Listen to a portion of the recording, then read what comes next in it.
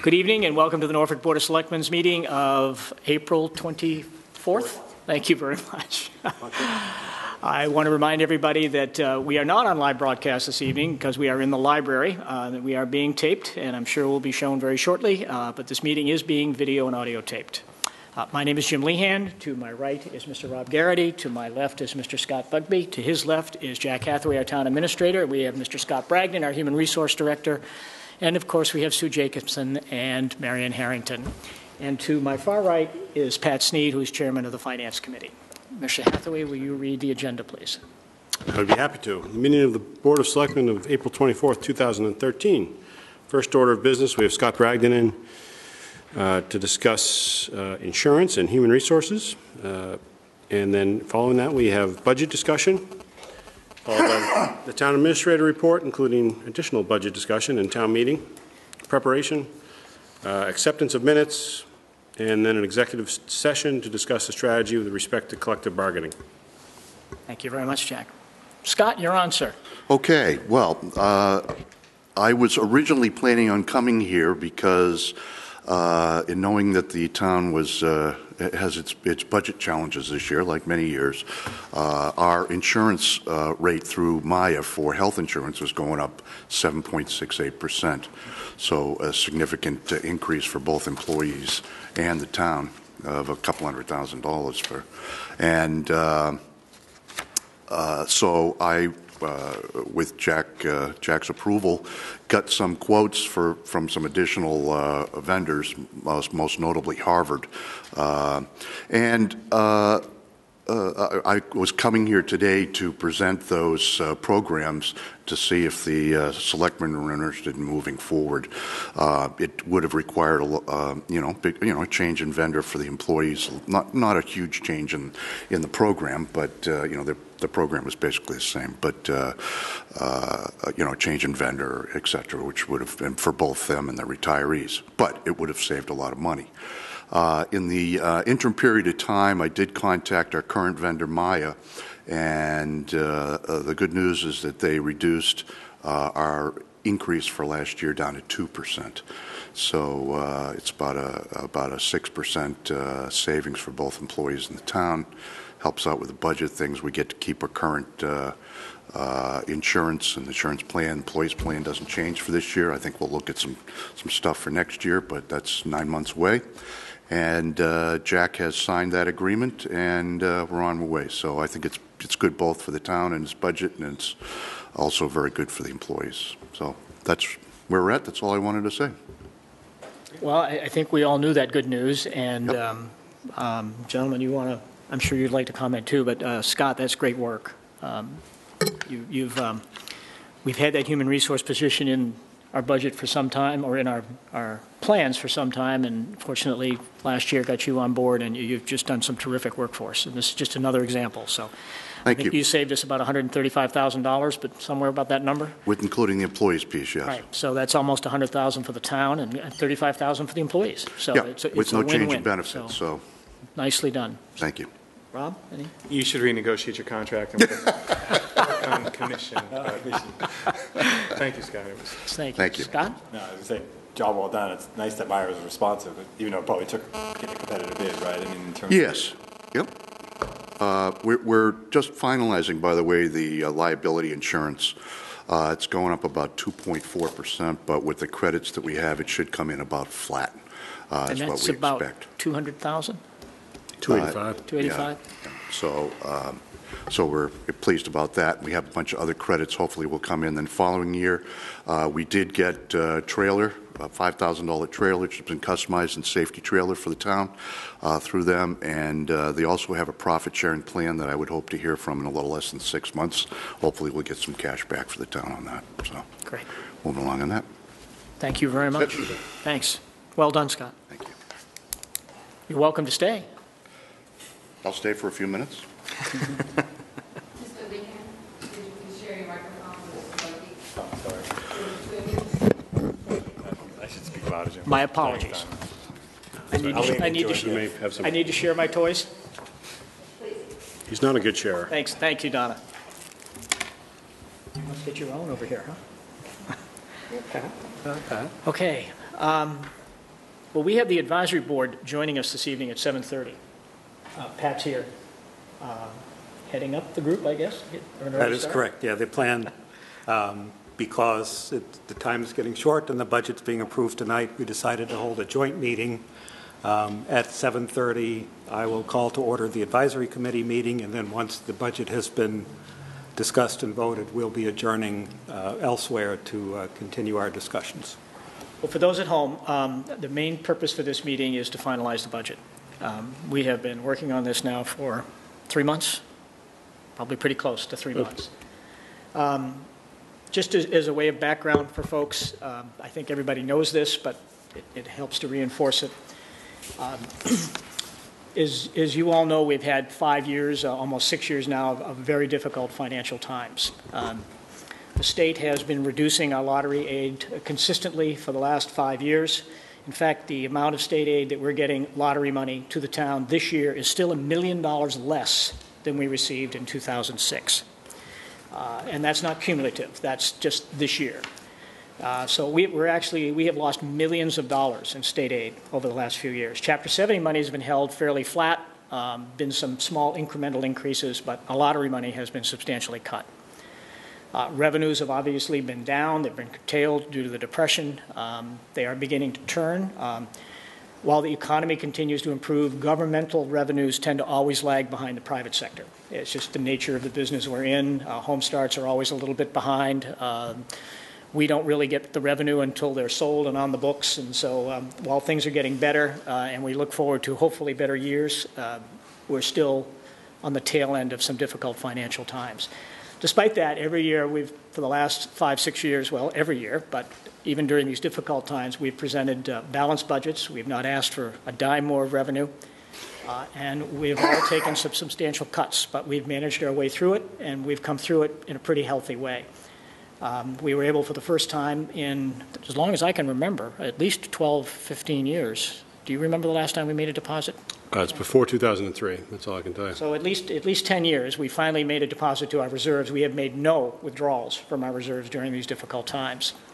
And our bond rating was increased, which we were one of very few towns in the state of Massachusetts that had that happen, because we have managed our debt, I think, quite well. But this year, we had hoped to begin to put some things back, but one of the things that we've been struggling with and what we're really here to talk about this evening is, as you probably all know, 2/3 of our operating budget are schools. The town part that we actually get to oversee is only 1/3 of our operational budget. So the amount of increase that the schools receive play a significant role in our budget. And up until about 2 days ago, we were still in a deficit mode. We've had to make some additional cuts to get it into a balanced budget, and we do have a balanced budget to present this evening, but there are 2 variables in that budget, and we've invited the King Philip School Committee to join us at 7:30, or Superintendent and School Committee, to join us at 7:30 tonight to talk about that and to see where we go, because we need to vote. This board needs to vote a final budget and then present it to the advisory board for their consideration and recommendations. So that's what we're here to do tonight. And so as part of our board meeting in reviewing it before we get to the advisory board and the discussion with King Philip, Jack, why don't you walk us through some of the changes that we've made recently to bring this into balance? Sure. Easy ones to talk about anyway are free cash. We have $458,000 in free cash. Much to against my better judgment, recommending using $350,000 of that to support the budget. So that would leave us just over $100,000. And we can get back to that, I guess, at the end of the discussion. Additional changes, at our last, I had to make the cut, the new fire department, the callback system that we put in as a test system this year. It's a system where we have 2 firefighters coming back when the ambulance gets committed to the hospital. It was new this year, an idea that the chief brought forward. Obviously, the intent is that we're getting too far, our entire 3-man staff that's on duty is either 2 or 3 of those folks are committed to the hospital. They're generally driving up to Norwood. They're out of town for about 2 hours, hour and a half to 2 hours. So the idea was to have a call back during that time and have people ready for, in case there was a second, particularly a medical situation. I guess, unfortunately, we've had to run that for the full year was going to be about, I guess that the higher end was about $70,000. The chief thinks, he's going to continue to look at that and see if he can do that for less, and he's confident that he can. But in the meantime, we've cut that, and I told him we'd try and revisit that in the fall if we can't get to it at some time sooner. So that was unfortunate to lose that. So that was about a $70,000 savings. We scaled back some of the position that we were hoping to, well, we've never had, but trying to fill in was the planning position. We scaled that back to a half year. As well, maybe people in the audience don't know, but we cut literally a third of the town hall staff about 5 years ago. And to bring a planner back in was to oversee the land board administrative groups, but then also be the point person working on land use, zoning changes, and warrant articles related to land use. So I scaled that back to a half a year funding. We scaled the elementary school back to 4% rather than the 4.3%. That was a savings of about $38,000. Scott's, as he talked about earlier, the health insurance, on top of looking at the actuals a little closer, and then adding the $100,000 on the town side that he was able to save, we were able to scale that back, and we actually have right now we have medical insurance level funded going into 2014. And I think with the 2% increase, that'll be in good shape. I caution a couple of things. One is that using the free cash, the one-time capital, the one-time funds, never a good budget practice. But sometimes we do what we have to do. But that certainly creates a hole for us next year when we start off the budget process. We've got to not only fund any increases in the budget that we have, but we've got to make up that one-time cash that we're using. But also losing the medical insurance, I guess that's one of the few places, I know talking to Dr. Zielinski and other town administrators, we've made so many cuts in the past 5, 6, 7 years that, we've lost all of our places where we might have some, for lack of a better term, cushion that helps us cover things at the end of the year, like the snow and ice deficit in our case, but any other emergency situations that we have. So the medical insurance is one place where we, over the past 3 or 4 years, we've had about $100,000 of cushion that we've been able to transfer at the end of the year, and so that no longer will be available. So we really are getting down to the bone.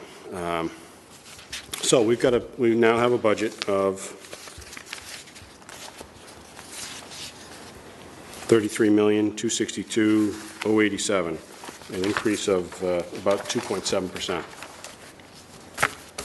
And that budget has King Philip at 6%. It does, and per the board's request, I also looked at what it would take to get to 8%, and one way of doing that would be to reduce the elementary school to 3.65%, something we've talked about with the local school, the elementary school committee, at least the chair and the superintendent. That'd be a reduction of $33,451, and then using $97,000 from our stabilization fund, which would be, I guess, a retraction of the $500,000 deposit we made last year. We'd be pulling back $97,000 of that. So that's my thoughts anyway for the budget. We end up, I guess just to clear my conscience, the only other concerns I have with this budget are, this year we had $1.1 million of free cash certified. Two big sources for that, well, the normal sources of unexpended budgets, revenues that came in ahead of budget. Those are the normal things, and generally we get about $200,000 to $400,000 of free cash. This year we had a sale of a house that we had taken by tax title, 190, is that the number? 190. Yeah, 190. And then we had the solar field put in, and that was another Two and change. $200,000. Two Yeah, sales, it was $200,000 of building permit $400,000 fees, one-time money. electrical money. So generally we ended up with some one-time sources that got us to the 1.1 million. Which is what we put away. We put Right, away the we put that one-time $500,000 of one-time revenue away. So my concern is that, our revenues, as we develop this, we are pushing the revenues, we continue to push the revenues estimates, and things like building permit fees, motor vehicle excise taxes, we generate $2.9 million,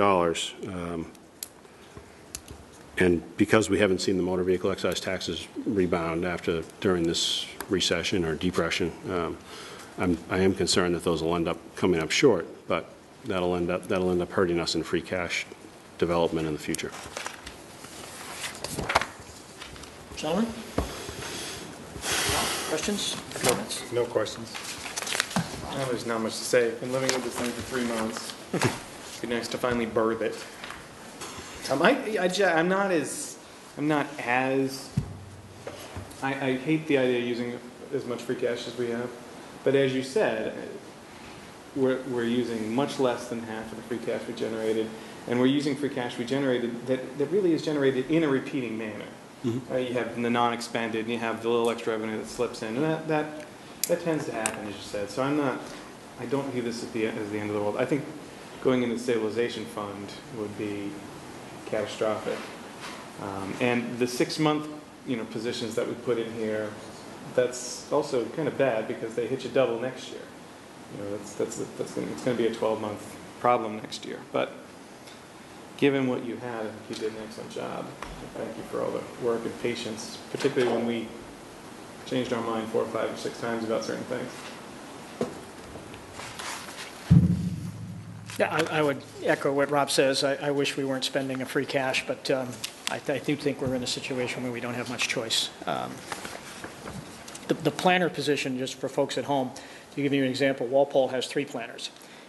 When towns reach a certain level of maturity, we're all, just tell it like it is, we're in many respects amateurs here trying to run a reasonably sizable business. And one of the things that we run into in a number of issues is especially in zoning. And we have hardworking, well-intended folks that work on zoning, and zoning plays a major role on how our community goes forward. And sometimes we have disconnects in that process. We have sometimes do some things that conflict. I can remember one where Mr. Garrity, myself, and another gentleman sat in a room and we had 3 different interpretations to the same bylaw. And I'd like to think that we're reasonably lucid in trying to figure these out. But planners help resolve that. They take the lead in coordinating that process, working it through. They come with a basis of knowledge, and without the luggage that sometimes living here you have, they can be far more objective at taking a look at these things and bringing them together. They also are revenue generators. So one of the reasons why we were so hopeful to get even half a year in for the planner is that they bring revenue into the town. They're our public relations end. They work with the state, getting us grants and additional funds for things that we want to start. And we've not been able to do that because we haven't had the resource in place to do that. Like the HR position. Like the HR position. Jack would not have been able to spend that much time negotiating. And that saved us $135,000. So more than paid for the position. So we're firm in wanting to get that into the system. I wish it were a full year, but we need it for at least a half year. And I think we probably all share a little bit of optimism on new growth next year. We do have depending on your point of view, good or bad, we do have some substantial building going on in Norfolk at this particular point. And one project in particular down in the C1 district could generate as much as $125,000 to $130,000 of revenue for us. So there's hope down the line, if you will, that some of the growth is beginning to establish itself and will create some new revenue for us. But this is a tight budget, as have the last 5 budgets been tight. But well done, Mr. Hathaway. Bless you, sir. Thank you. So, If I could just real quick, just thank the board again. You guys are very, it's a team effort putting the budget together, and then also thanking my department heads and a lot of other employees for putting the budget together. They start in the fall, and then I start adding and putting them all together in December and January. So it's certainly not just me. It's a whole bunch of people. So, Pat, you have our final balanced budget before you and your board. Right. There are one variable, excuse me, in the budget scenario that you have there. We have a budget with King Philip at 6%, and we have a budget with King Philip at 8%. All of the budget components stay exactly the same, but for 2 considerations. There are only 2 differences between the 2 budgets. The first is the elementary school. The elementary school in the 6% budget is at 4%. At the 8% budget, it's at 3.65%. And I want to they're not here yet, but I want to compliment the elementary school. They have been terrific team players in working with us on this. They've been great partners. They've been willing to do this. They understand the issues that we are a K-12 system, and they've really been in a great partnership with us. So they have done this in a very voluntary manner. They've worked hard at it, and while none of us like it, and it means they can't do some of the things that they had planned on doing, they've been a very willing partner in getting that additional revenue. The other source to make up the difference is a withdrawal from our stabilization fund. We do not want to make any additional cuts to this budget. We just think we just can't do it. And so is it 93,000? 97,000. To get to the 8%, we would have to withdraw $97,000 from our stabilization fund. Those are the only 2 differences between the budgets. That's down from 150, right, from the first go-around? Correct. Yeah. Because we've made, I don't know if you were here earlier when we went through we've made some other cuts in the budget to get this thing in balance. Were you here when Jack went through that? One of the major cuts that we made was we are going to have to not continue with the pilot that we instituted on the callback with the fire department. Yep, I've got that. So we had to put that on hold for now. So, and we did keep the snow and ice. I hope you noticed that. I did notice, yes. I'm actually very impressed by this because that's the elementary that's school, a Mr. Garrity contribution. Right? the elementary school cut is less than the original discussions. Yep. The funding from stabilization is less than the original discussions. The numbers are And lower the than snow we and estimated. ice, Yeah. our snow and ice lottery is improved. The odds have improved a little bit this little year. bit, It's just something we've not been able to accomplish for a very long time. It's the first time we've raised it in a long time. So I think this is quite an extraordinary effort. Well, thank you for that. Tip my hat to Scott and his 100. Everyone, yeah, everyone worked hard on this, so we thank everyone. This was a real team effort across the board. So everyone deserves a kudo for this. I learned something today about the state budget is in the governor's proposal. Oh, don't share that, please. In the governor's, well, this will just scare everybody. So, in the governor's proposal, he is proposing that 25% of local aid, the lottery money, which he doesn't call lottery money anymore, will be now on an incentive program. So you will have there's going to be development of cost-saving measures that towns will have to take in order to earn their 25%, that last 25% of local aid. So that'll begin in his proposal, it'll begin in 2015. So that'll be. Well, that was dead on arrival, I'm sure. Although I think there was an increase in pilot money in the House budget There was. by about $7 million. Yeah. There was. I don't know how to, it has to go through the Senate, but something we'll have to address in the fall if it does prove out. Well, for a town that's had its prison mitigation money withdrawn from the budget 4 of the last 6 years. I can only hope that that doesn't go through. And I'd be very curious who makes the decision. Who is judge and jury on how towns are managed? Because I would think we would fare very well at that, but one never knows. So, gentlemen, are we okay to vote this budget? Sure. I move to approve the budget presented by the town administrator. Second. Any further discussion? All in favor? Aye. Aye. Aye. You want to vote no? Well, I was curious as to which KP version you were voting. Well, good point. Point of clarification, we voted a budget with 2 options for KP. And we have invited KP, and Dr. Zelinsky's here. Why don't you come on up and join us? There's a seat right over here. We're not going to put you in the middle. That's not fair. Yeah.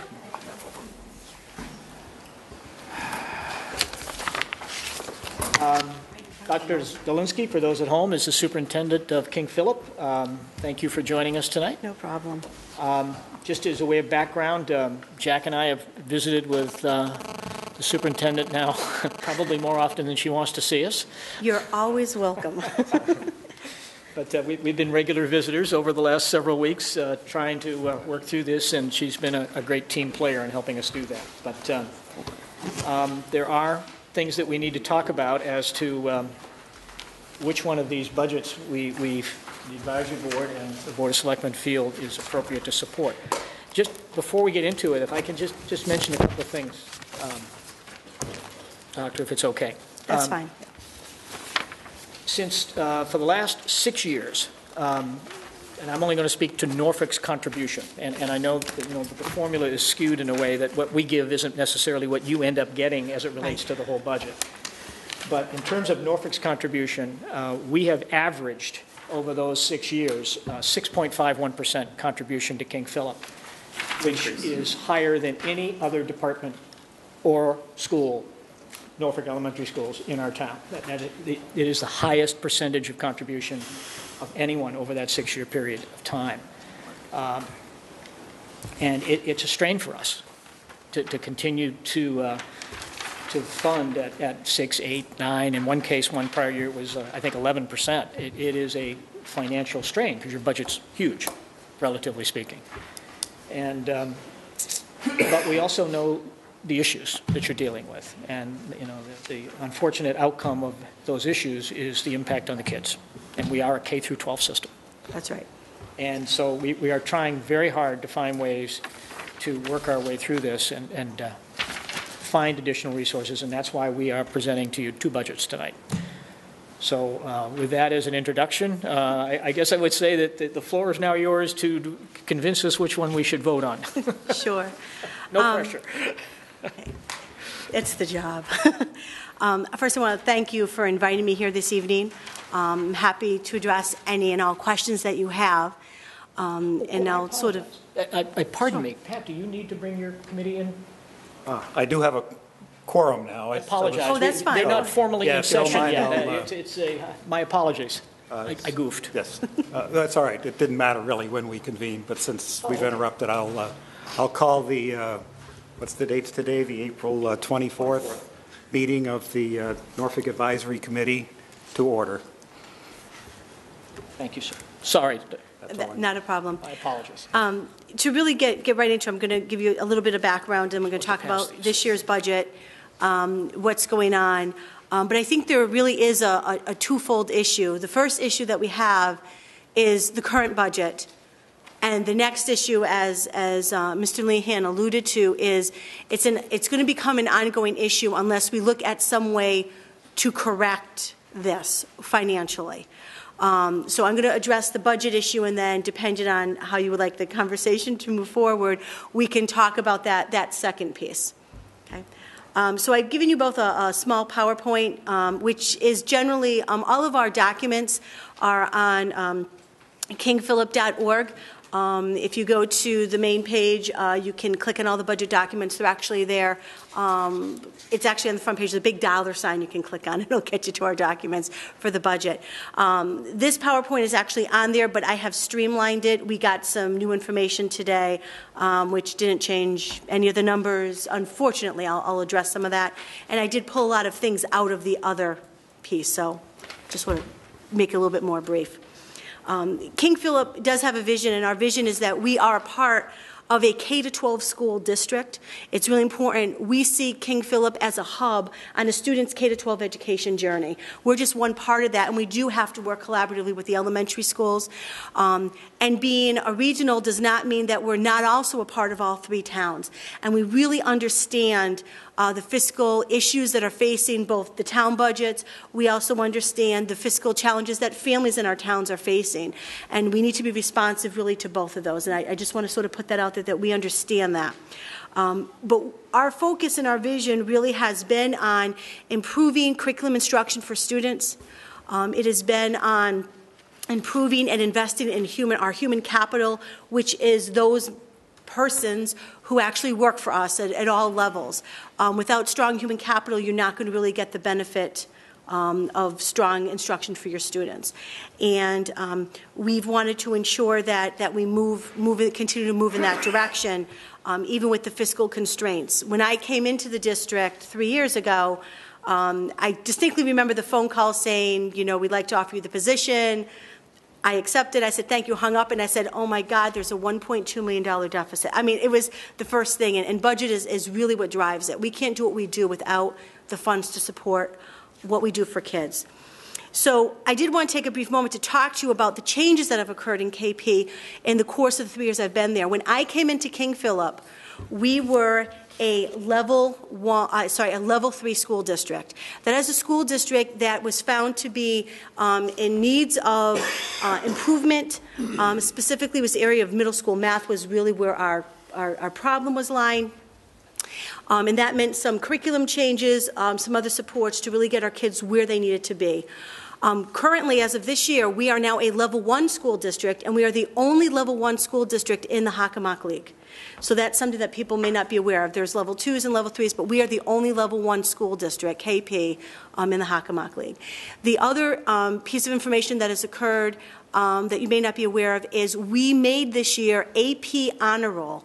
And that we are one of only 350 schools in the United States and in Canada that have received the honor of being to AP Honor Roll. And that is by looking at our programs and ensuring that we are providing the instruction that we need to provide, but also looking for other areas we may need to have to adjust things.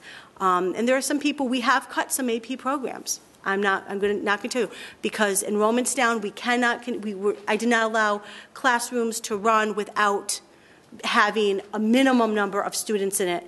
We'll get to our current classroom sizes shortly.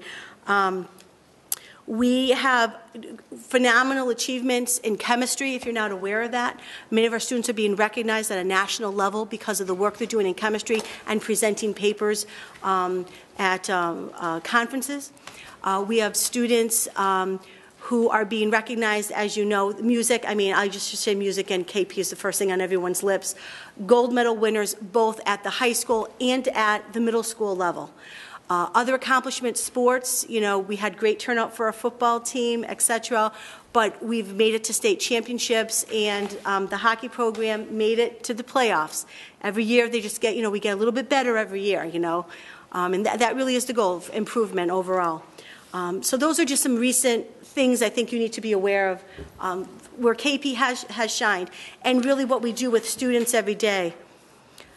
The budget process for us begins, as Jack alluded to, we begin way back in October, September, October, which is kind of an interesting place to start the budget process because you haven't even really unrolled the school year.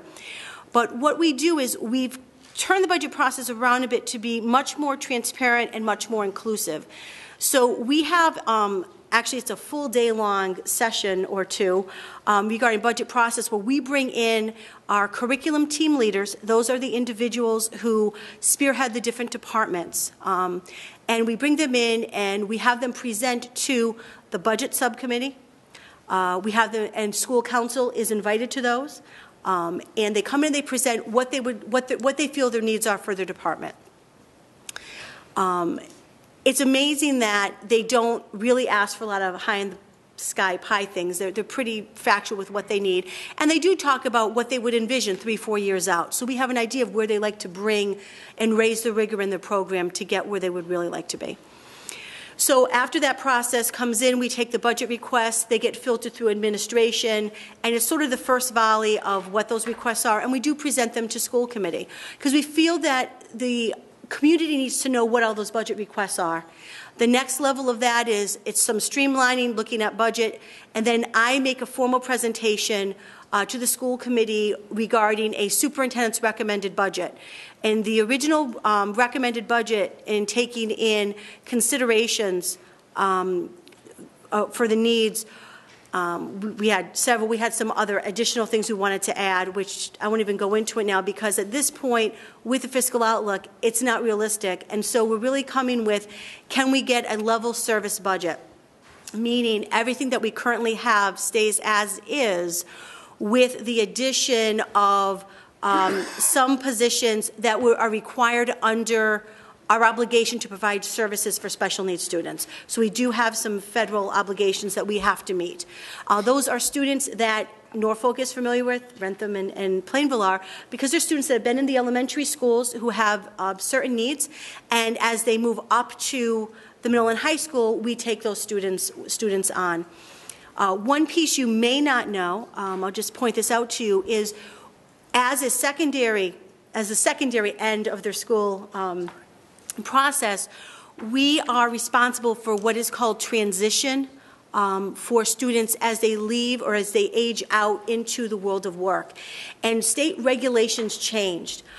There are some students who, because of their disabilities, in some cases I think they're really abilities, they have great intuitional, the great kids, have some needs and concerns that they could accept their diploma at 18-ish, they've finished, but because of the nature of their disability, they can opt not to accept their diploma, and they can remain with us until the age of 22.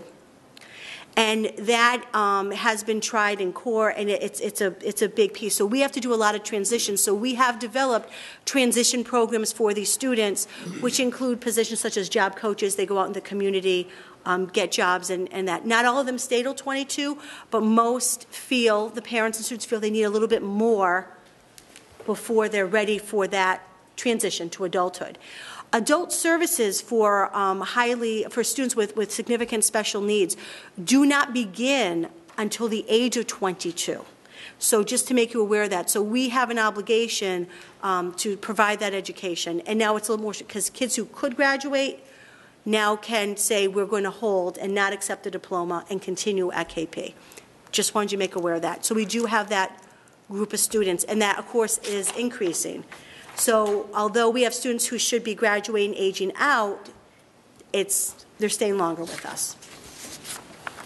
So we do have a challenge facing us, as I mentioned before, and if you do take a peek, it's page 3 on the slide presentation, a level service budget. These are just some general round figures here. That the FY13 approved budget was 25.4. And a 2014 level service budget, that is everything as it is today, with the increase being the special ed component there, and I'll talk about the budget drivers in a second, would be a dollar increase of about $2 million. For the 14 school year, level service would be 27.5. The following slide talks about the budget drivers. And so I know it's in like 2-point font, so everyone has to take out their glasses, including me, to read this. So a level funded budget at that amount. Salaries and benefits, contractual obligations, the increase overall is 2.6 to the budget. Out of district tuitions, that would be regular ed and sped. Some of those are issues sometimes that occur. We have to send a student out for an assessment. There's not that many, is a 3.3% increase. Transportation increase is 0.4%. Technology increased budget driver. This was looking for classroom technology and networking, some networking infrastructure. We were hoping to move forward to a bring your own device to sort of the wireless system. Students could bring their own device to school. Then we would look at, as we look at curriculum, look at, do you do hard books or do you now begin to go into electronic books? That was really, we were setting the stage for that movement there with that funding. And then general increase overall to cover the other categories was about 1.2. So the total level service budget was 8.1. And as you know, 8.1 increase to our budget is very different than the assessment to you. The assessment becomes higher to you based on the Chapter 70 formula and the way the assessments are calculated to the towns. The impact of a level service budget, just to talk about class size for a moment, is we are currently running at the middle school class sizes of approximately 28, and in some of the language classes, I believe they're at 30 and 31 students, about there. We know that last year we were here, we had the same conversation last year, and we talked about double studies, which was a huge issue that had happened years before. That would not occur, you know, with a level service budget. It would provide, that wouldn't happen. Class size would probably remain the same at the middle school. Knowing what our projections are of students coming in. Although we were hoping for a larger decrease in population overall, it's really not happening. We used to average about 390, 400 students per class that comes in. We hit a bubble where we received 465 students. The following year was 435 students, and I think we have 425 was this year. So it's still considerably higher. And these are bubbles that the elementary schools all face. They had these students that came through the elementary school, and you've dealt with that bubble also. And now with the lovely new growth, my head is spinning a little bit with potential of more students coming in. So with that, at the high school level, the physical plant was built for classrooms that could house 28 students comfortably. If you've met my football players, they're, you know, big guys, you know. We have currently in most classes at the high school, and I'm talking core academic classes, English, science, math, social studies, you're averaging 30 to 32. I will tell you that my history classes currently are averaging 34 students in a classroom. They really are on top of each other, and it becomes an issue with science and labs because the need to do experiments, it becomes difficult. So class size is an issue. We're busting at the seams. The question is, what is our total capacity in the building? We are currently, if you look at total capacity, approximately 15 students away from meeting total capacity of the high school. And so why is that discrepancy classroom size to current student size? Is very simply that some of our programs, our special needs programs, need more physical space to run those programs. And so where you would have a class of 25 or 30 students in a classroom, a special ed program may need 2 or 3 classrooms because of the nature of that program. So we don't have as many available spaces. We also don't have the staff to run those other additional classes.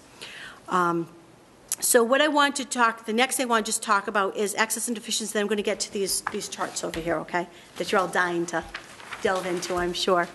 For being a regional district, we have an excess and deficiencies fund, as you know, similar to, if you want to call it a rainy day account, a stabilization account, or some kind of yeah, it's sort of free, but it's not free, but it's there, and it comes from monies that are not expended over the course of the year and the fund builds. The fund has to be certified every year. So what's saved this year will not be certified till the following year after, 2 years out. When I came in, the excess and deficiency fund, the maximum amount you can carry in your excess and deficiency is 5% of your operating budget, and that runs about it's about 1.3 million, give or take, with KP. In the past 3 years, the school committee has gone into the excess and deficiency fund to continue to support the staffing at the high school. And what's happened with that is we had the staffing at the high school, because there wasn't enough funds in the operating budget with cuts that have come through. So they've dipped into it, and currently this year, I should mention one thing, we also had a little project you might be familiar with, fondly referred to as Liz's Big Dig. It was the sewage, the treatment plant shut down, and a septic system that had to be put in under Board of Health regulations and EPA, and it was just a long, involved process. So that was done to a tune of $500,000. So that came out of E&D. And that really, as you know, is what the purpose of E&D is really supposed to be for those, hopefully they won't occur, but the major expenses. Things for us, like if a boiler goes or we have a major roofing problem, those are issues that money would go into. You would go to those funds because you have to make those repairs and to do that. So currently, we have been certified for next year. Our E&D is at 435-ish, and I may have the wrong number. 456. Thank you, 456, thank you. The glasses were not on. For E&D, which is approximately 1.6% of the budget.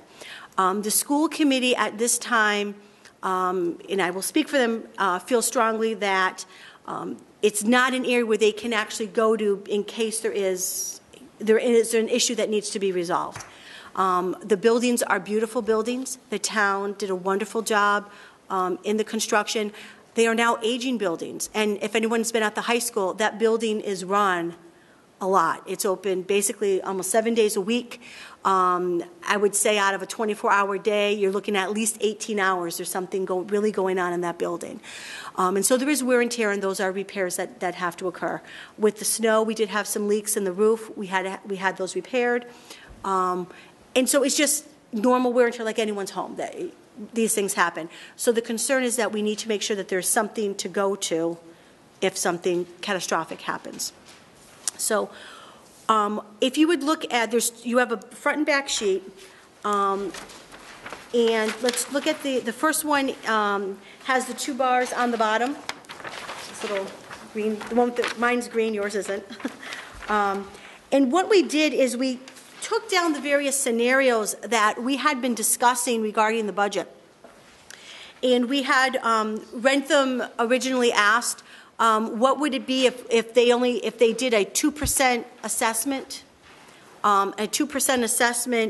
based on that. And you can see if you read, Paul does a much better job of explaining this than I do, so bear with me. Paul's my business manager.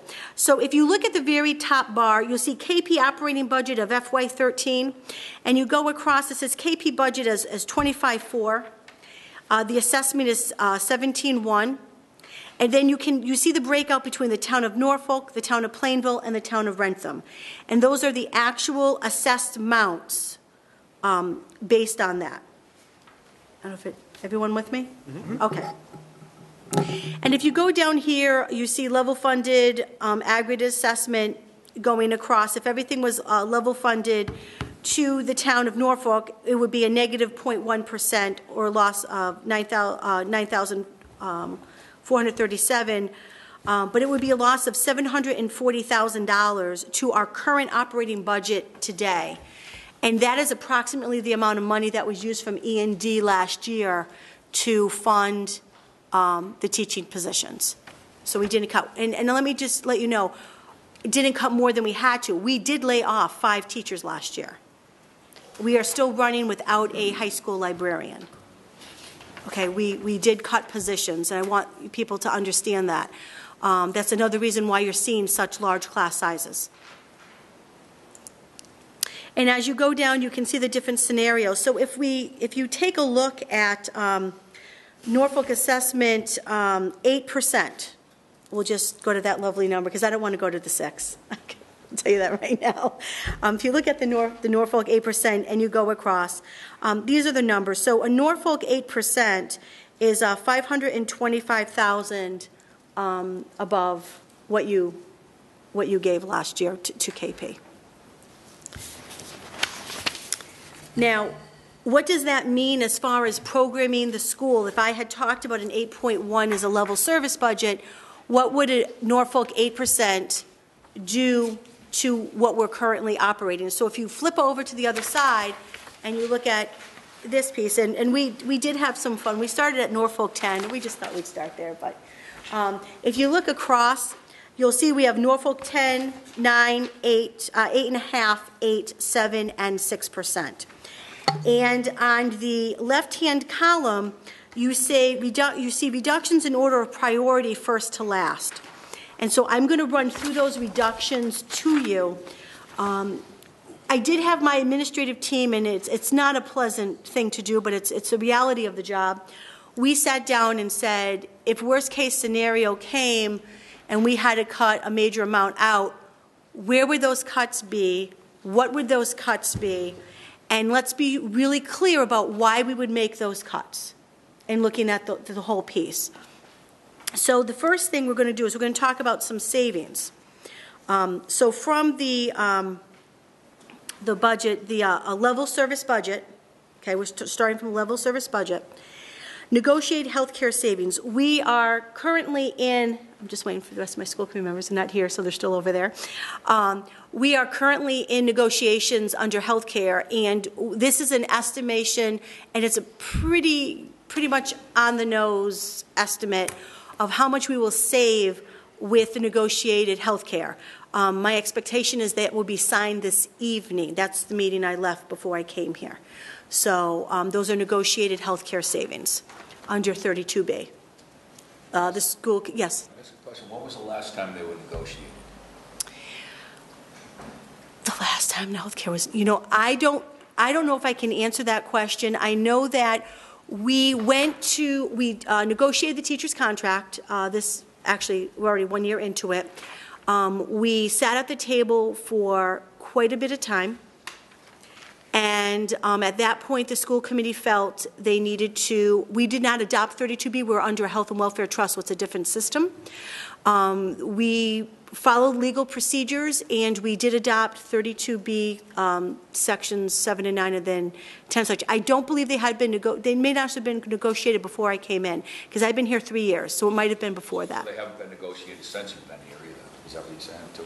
No, we're in negotiations now. But prior to me coming here, I think the welfare trust was done prior to me coming in, so maybe 2 or 3 years before that, I would think. In the past, so this is the first time since you've been here for 3 years? Yes. It's been negotiated. Okay. Yes. Is there a reason? Shouldn't it be negotiated every year? I have a business. I negotiate every single year in April. Well, I think we're talking different negotiations. We negotiate every year the health care costs. Right. We do. Oh, no, I thought you were talking about the teachers under the health care. Oh, okay. I just want to make sure that it was clear. No, we negotiate every year. We do negotiate every year. Yeah. And I very often sitting at the table and they don't like what I say. They give me an offer. I say, I want 1%. And they don't usually like that, but I try. I do try. So, but we are actively negotiating, which is changing, and I'm going to I hope I use the right word, plan design change, so that the whole structure is different. And so these are the savings on this, from the teacher negotiations. We do negotiate, and I would tell you that the amount for, if this hadn't happened, the health care would have been at 3.5% increase this year. Last year, the health increase was huge. Part of that was it's based on actual usage. So that's how they set their rates. You have, I don't know if someone in the audience, you want to? Can we let us have you continue on through, and then we'll open it up. If that's the next piece that we caught is the web portal and netbooks. That was the piece where we're looking to go to increase the to go to the bring your own device. We cut that. We're hoping that at some point we'll be able to do that. We've been working towards that end for a while. The next piece is $75,000 in sped tuitions. Just so that you're aware, we work closely with the elementary schools, especially the whole year and sometimes 2 years before the little guys come up to the middle school. And so we really want to know who the kids are. We want to know what their needs are, what their special ed plans are. And on occasion, we can make some adjustments and look at different pieces for that. In this case, we're working with, this was tuition related to students who are probably in a, let's say, a more private out-of-district placement that are now stepping down into what would be a collaborative placement. So the students are ready, the parents felt it was a good decision, and so these are things that we've recently been able to negotiate at the table. Special ed, oftentimes, really it is a moving target. Kids move in, kids move out, student needs change, but this is something that we feel confident that we're all set on that piece, so we can put that up as a savings on this budget. Special ed transportation, being a part of BICO Collaborative, I'm on the board of directors, and the transportation was up. With that, a vote was taken to go out to bid for special ed transportation. We did have an offer from the current bidder, and we went out, and there was for the entire collaborative, there was a savings we bid it two different ways, of approximately $795,000 in transportation costs. So depending on the district, the students they have and the way they have to transport, each district would be receiving that apportionment of the savings. For King Philip, where our estimate is we're still getting it, is about $140,000. So that comes out of that budget because that was just recently done. I will let you know that there are some towns in the collaborative who are seeing an increase, and I think Norfolk Elementary may be one of them. Yeah, they're getting an increase. So some of us benefited from the bid, and others stayed the same, and others there was an increase. So just to let you know. Two special ed paraprofessionals, we knew based on our little guys coming up that we had some students who needed some one-on-ones. Again, in working with the elementary towns and looking at the plans and readjusting, we're able to eliminate those two positions that we had originally put in the budget.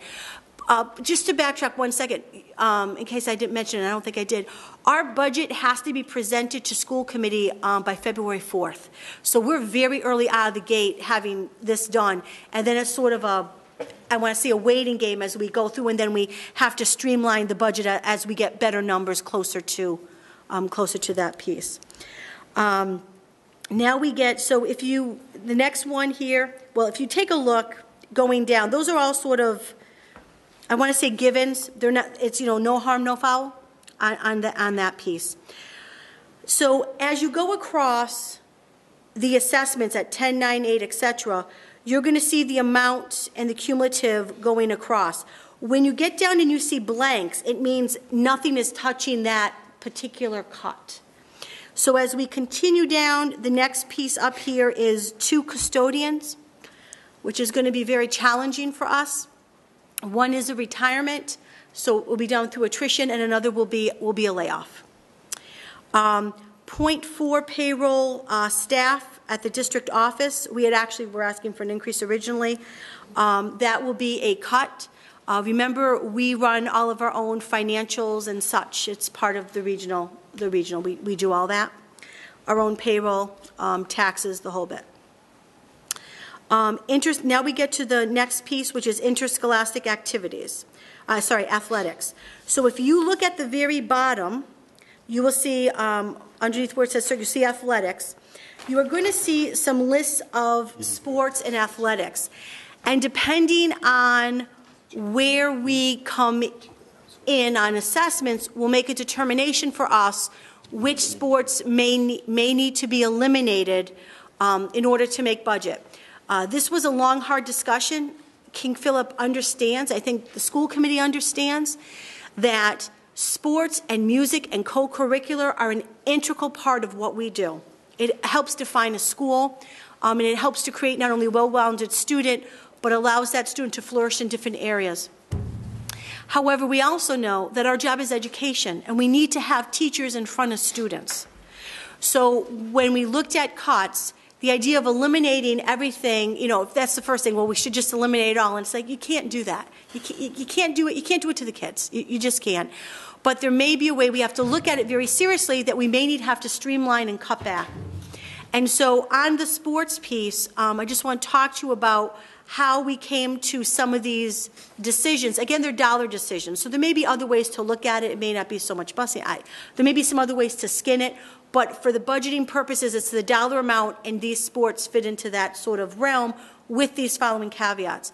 First, we looked at sports that were, we looked at the amount of students who participate in those particular sports. Some sports, track, for example, there's like 200-something kids that do track. That's one of the issues. How many students are actually attracted to it? And every sport is different, and every kid's unique. So I don't want to say one sport's better than another.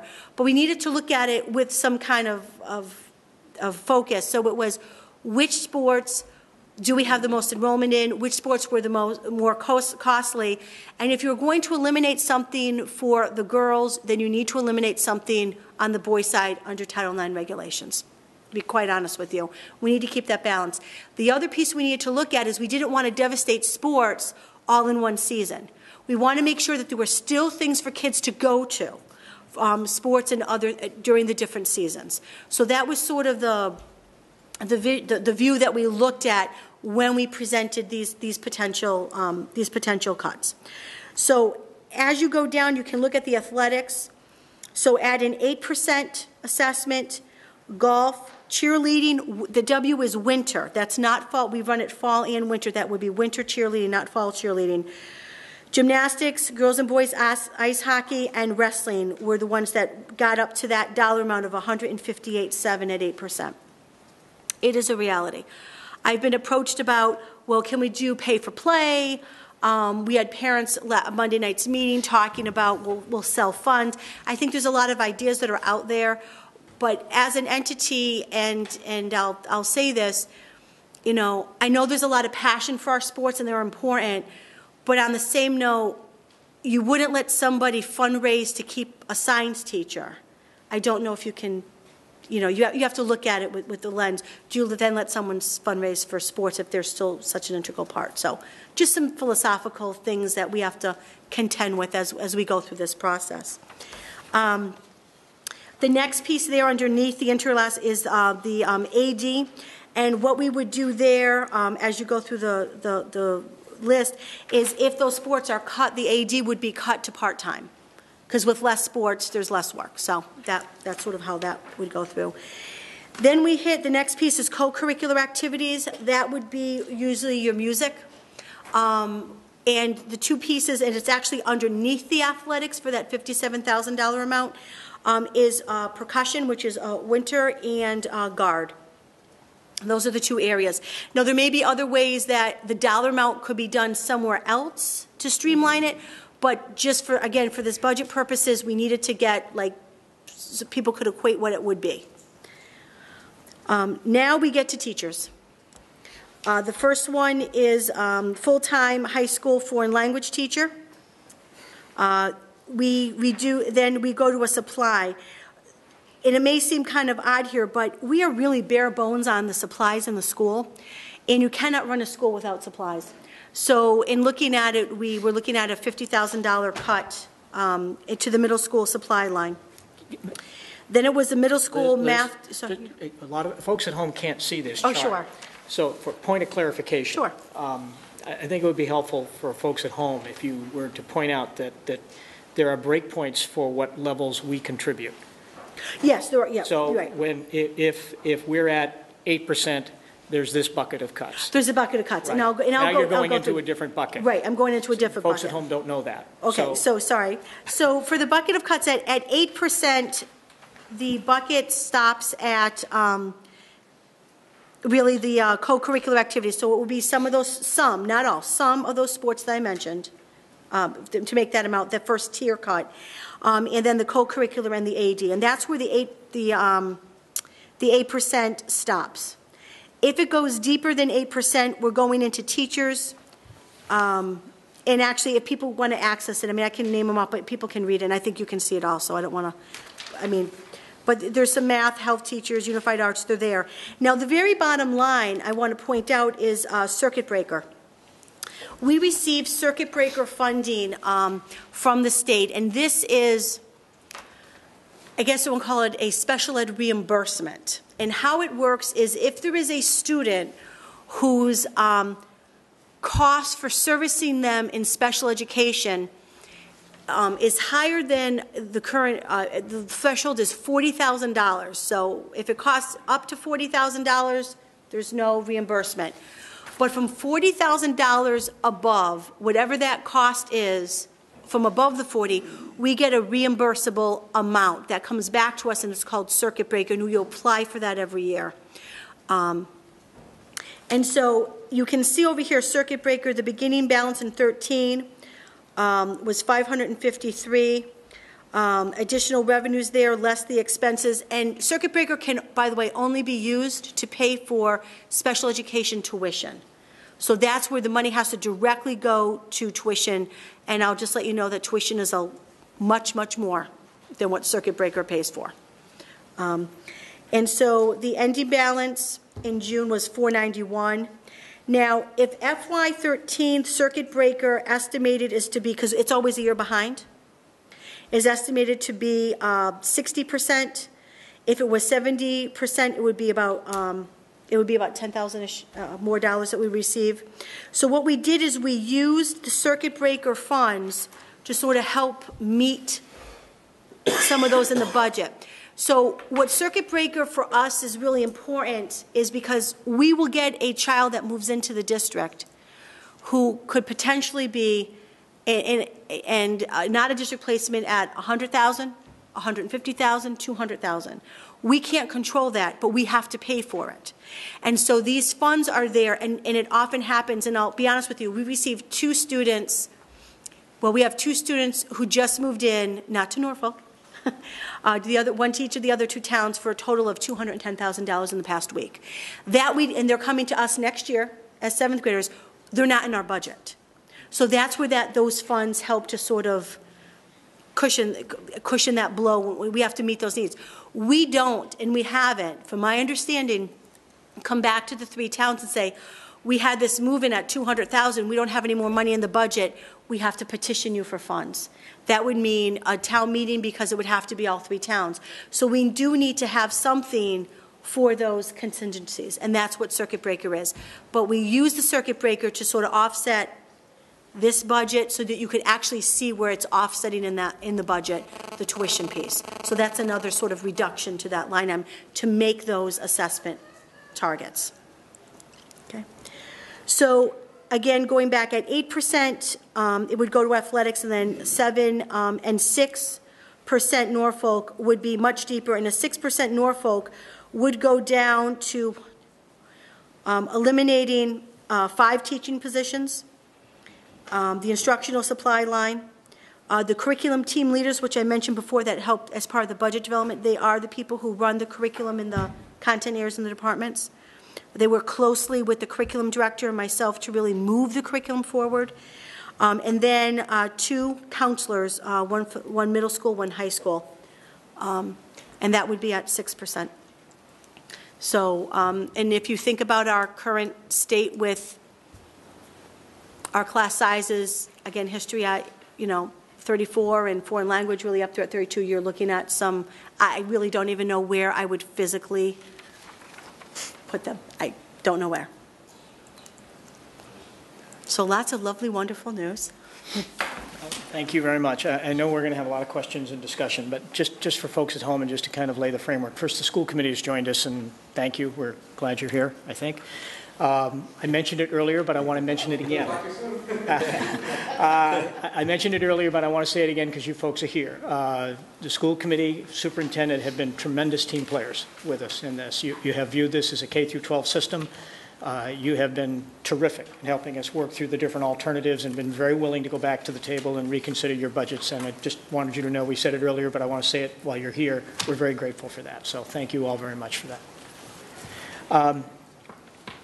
So before we get into a lot of discussion, just so we kind of understand where we are, we are the first out of the gate. Yes, you are. Which is really why we're here tonight.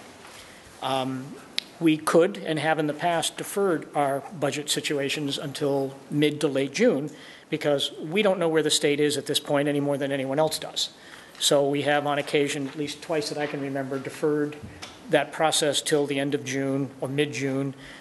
so that we have more firm numbers to deal with, so we don't have to make significant adjustments come the fall. I think we're inclined not to do that and to go forward with the budget, because if we are going to be aggressive and try to find ways to help you through this, your odds increase if we start the process, because we've talked with the other two towns, I'm sure you have as well. Plainville is at, our 6% is $400,000 underwater. At our 8%, they are $600,000 underwater. Rentham, take your best guess, never know. And you need someone else to dance with us if we choose to go a little higher. So I think, am I speaking fairly for us, guys? Yep. That we've made the decision that we will go forward with the budget wherever we end up, so that it gives you the opportunity when you go to the other two towns, at least there's been a number set, and do whatever you can do. It does make so it that's. I know you asked, your chair asked that question the other night, and I just wanted to reinforce that for folks at home. And what you're asking us to reach to, if I'm correct, is the 8% level. That's correct, yes. So with that, Pat, let me turn it over to you and your board for it. Well, may I first? Rob, do you want to jump in with anything? No. Scott? They go Pat? first. Just one question I had. I was curious as to the cuts in the at the 8%, the $159,000 cut to the interscholastic athletics. What percentage of the total budget for that activity does that represent? You know, The total budget, of course, I'm not going to be able to do it. I believe the total budget is about $466,000 for interscholastic athletics. but you're cutting it by a third, roughly, if this happens. Yeah, Even at the 8%, that's right, about a third cut. About a third. And one of the issues is, just so that you know, last year we restructured, because parents do pay fees for their kids to play, and we did restructure the fee last year, so that last year's fees, we created a fourth tier. So depending on the sport, because it's based on the cost of the sport, where track being least expensive sport, I believe, and hockey being one of the most expensive sports, the tiers are $200, $300, $400, and $500. So depending on the sport that you play, and that includes, things like transportation and rental of equipment, such as gymnastics, for example. We don't do that in-house. They go to a gym to do that. You have to rent that space, and then balancing that with the number of students who participate in that. So, Pat, can I just jump in on that? So where is the money where do you show then how much was raised in user fees? Is this net then when you say 400? Do you know what I mean? Yeah, it is. Yeah. So how much roughly is raised in user? I don't see it anywhere. It's not on. It's not on here, and I'm going to make sure I answer this correctly. So bear with me. The user fees are collected. They're put into a revolving account, and they help to offset the cost of the sports. This is the district share. After, yes. This is the district share after the fees. I believe there's a 65-35. And music is like 60. Sharing. Yeah. The school picks up 65. The parents pick up 35. In the music. So that in round numbers, for every $2 that the school spends, there's $1 from the student for the activity. Is that the same for athletics?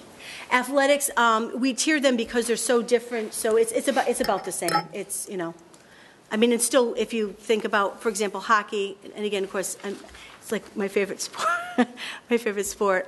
Hockey is probably the most costliest sport. Although gymnastics is right next to it, between transportation and the facilities you have to rent for gymnastics. And again, looking at them, so it's about there.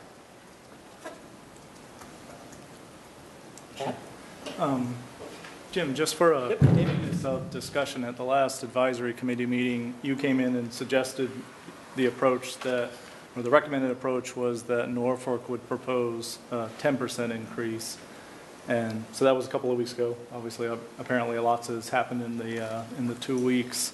Kind of what moved from the 10 to the 8, just as a couple of things. Background. A couple of things, David. One, we've talked for us to make a proposal of a number that no one else will even consider. Makes no sense. Okay. And bottom line is neither of the other two towns, I think town administrator had to be resuscitated in Plainville. Okay. And So 8%, there's a 8% chance that we can get another town to we don't know agree. that anyone will reach that, to be Right. honest with you, but we know they won't reach 10. Okay. So that's really the simple reason. I want to interject one thing here, just personally. You know, I'm here to advocate for KP, absolutely, positively. That's my role. But I think we all understand, the administrative team understands, you know, we have to work collaboratively, and we can't, you know, we need to do whatever we can to make the budget real and live and streamlined, because it's financially hard on everyone, on the towns, on families, et cetera. And so one thing I really want to emphasize is we don't want to have a relationship where we pit elementary against secondary, or schools against municipalities, you know, your fire and your police. I just, you know, want to make sure you understand that. And that is in the forefront of our minds as, you know, we build a budget and we look at things. Others? Arlie? I took a look at Norfolk's assessment for KP and tried to make some sense of the trends over time. It appears to me that the growth in our assessment for KP has been about just under 7% per year.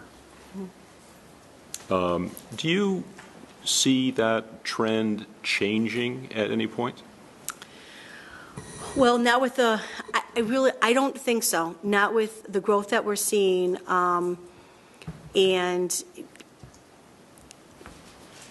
we've done projections out. You know, your assessments based on your population. Your population grows, your assessments are going to grow accordingly.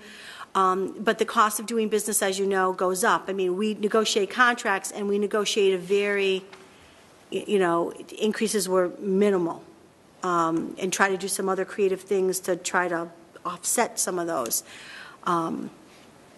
You know, the bottom line is, this leads to the next point that I alluded to before is, you know, we're dealing with one budget here, but how do we then stem what's traditionally been occurring? How do we not face this year after year after year?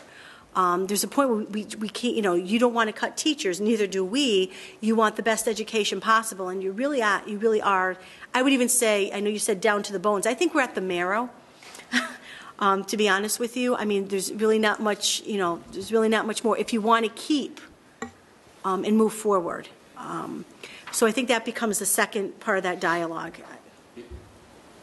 You mentioned that, you know, when you're meeting with the instructors and the teachers, they have a 4-year vision.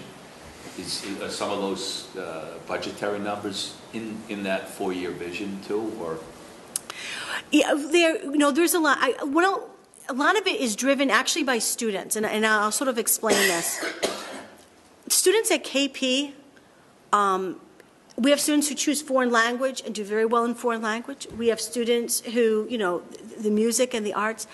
We have a huge component of students who are STEM, science, technology, engineering, and math, and that is where they are driven to take those classes.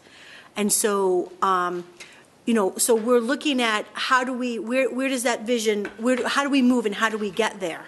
You know, not just improving what we're actually doing, but how do we move forward?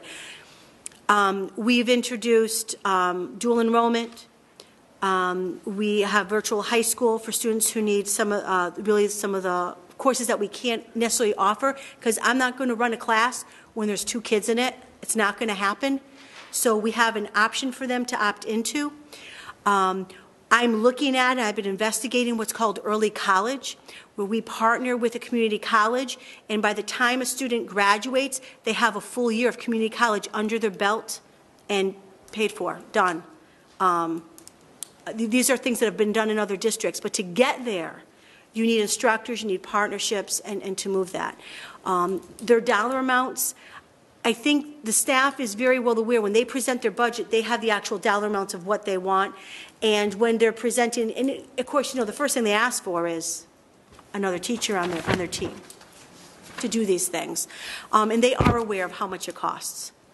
You know, and when we look at it, we budget, we say, look, if you're looking at hiring a teacher, this is how much we have to look at for benefits. I mean, we're right out there with it. And so we tell them that number.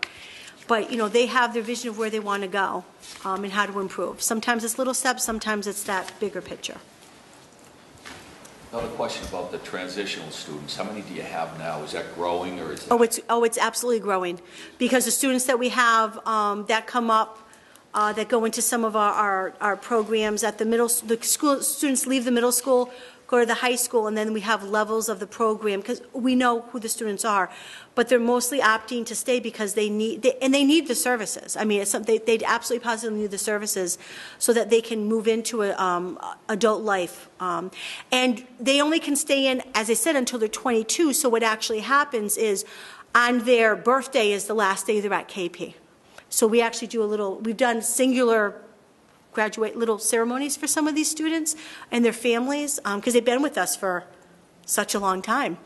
We know them, we know the families. So, but it is growing, and that was one of the reasons why we had the increase in the budget on the special ed was to increase. We need an additional teacher to meet the needs of that increasing population that's moving up into that program. And again, if we didn't have that program, they would have to be placed out of district at a much higher cost than what the program costs, because we're obligated to meet those needs.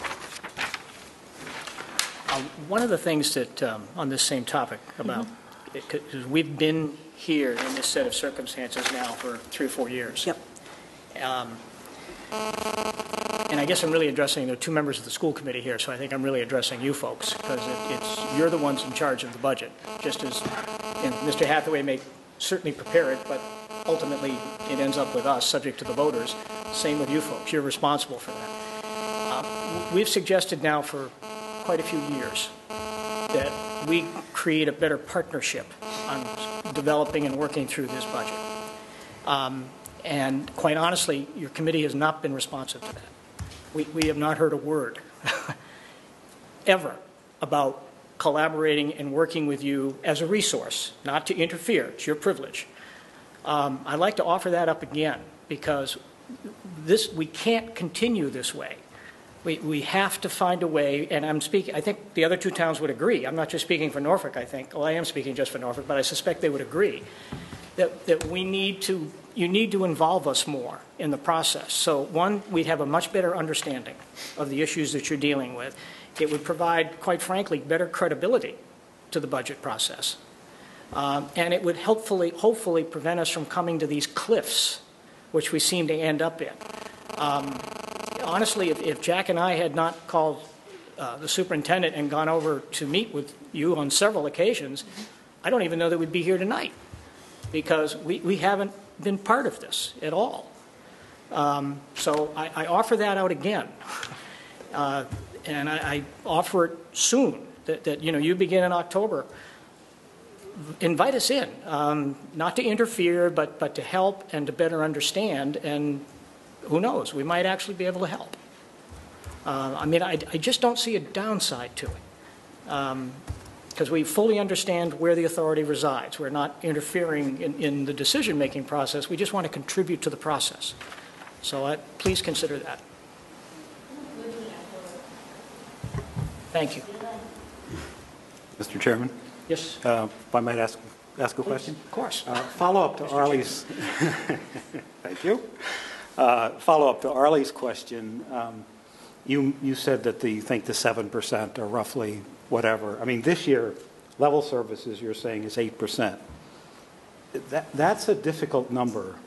I mean, I understand that you're leveraged. The state is flatlined. So a 7% or a 5% increase to you translates into, because the state is a 30-year budget, translates into 7.5% for us. Right. But in an era when the CPI has been flatlined for 5 years, basically, people's paychecks have been flatlined, and our town's budgets have been flatlined, to have a component of cost that seems to be locked into a 7% kind of annual increase is just very difficult to understand. And I don't want to get into the reasons for it tonight, but I think that's the kind of thing that all of us that are involved in the budget process have a real hard time getting our minds around is, why is it that the costs at your end are moving at such a rate compared to what we see elsewhere in the world? And that may be a reality that can't be changed, but I think we really need to understand that better, because 7% year after year when our revenues are going up 3% year after year, it's not going to last. It's not sustainable, and that's why that was the piece I talked about. The second piece is, what do we need to do to look at, to figure out a way that we don't end up in this position coming back to you with these problems year after year. Well, it's some of it, Pat, though, is enrollment driven. I mean, King Philip's enrollment is dramatically up, and it's partially they're a victim of their own success. They are a school that has dramatically changed their reputation over the past couple of years, or just people are too broke to send their kids to private schools anymore. But I ran for the King Philip School Committee back in like 1994, got killed, and I think it was something along the lines of 24% of Norfolk parents sent their kids to a private high school. And that number's down dramatically since then. Their enrollment is enormous. And part of it's, my son's in that bubble year that is moving through the school like a hippopotamus in the middle of a boa constrictor. You know, they have an enormous number of kids in there. And we're seeing a drop-off at the other schools. Not a drop-off, but a leveling off of the enrollment numbers, where we're seeing dramatic increases at KP. So that's where a lot of it's coming from. But the kids are going up, but the teachers are going down. And class size is going up. So and I'm not saying that's right, wrong, or indifferent. All I'm saying is that people looking at this, even those of us that are sort of on the inside of the process, have a hard time understanding. And to develop a better and broader understanding of this so that the communities can be supportive of these increases, if they're inevitable, if they truly are inevitable, then we need to get community buy-in to understand why this is, and it's just something that, you know, if it's something we have to live with, fine, we have to live with it. But let's be sure of that and make sure people understand that. Jim, Jack? One quick, one of the things that I've talked about in the past is that the difference between the rise in the assessment and the rise in the budget is the use of excess and deficiency, because historically, and the communication has gotten much better. I'm not. This is not meant as a criticism, but just as a fact. Historically, the towns have voted a budget for King Philip based on certain assessments, and then there's been the use of excess and deficiency to increase that budget. So the next year, when we go to we're voting on a higher number. We're voting on a higher base, and so there's an imbalance between what the budget was and what we voted for assessments. I mean, I think I don't think there's any one answer to this. I mean, clearly enrollment is a component of it, but I've gone back over those budgets back to 2009. I think there are some things embedded in practice that can be revisited. I mean, I look at elementary schools. You've averaged less than about 2.2% over the last 5 years? It's almost flat. Well, you had, not the number you had, because you did get the break, but I mean, it's certainly under 2%. Yep. Yeah. Yes. So I mean, they're in the same scenario. You know, they're in the same level-funded, fixed, state-supported process that you folks are in. And declining enrollment, though. Of some declining enrollment, but significantly lower budgets to reflect that. And they're not. No, 2%. They're still up. Well, they're up, but they're up in a. Well, we also had significantly lower increases. We also had a negative 1.5% in there too. King Philip has averaged 6.51% over the last 6 years. That's the average. Harley was right on. It's 6.51% for the last 6 years. Our assessment has averaged that. Yeah. Our assessment. Yeah, Which is that's different than the budget. I'm not saying it argumentatively. I'm trying to really reinforce the fact that we need to be more collaborative. That's my point. I'm not suggesting that, you know, anything other than we just need to understand it better.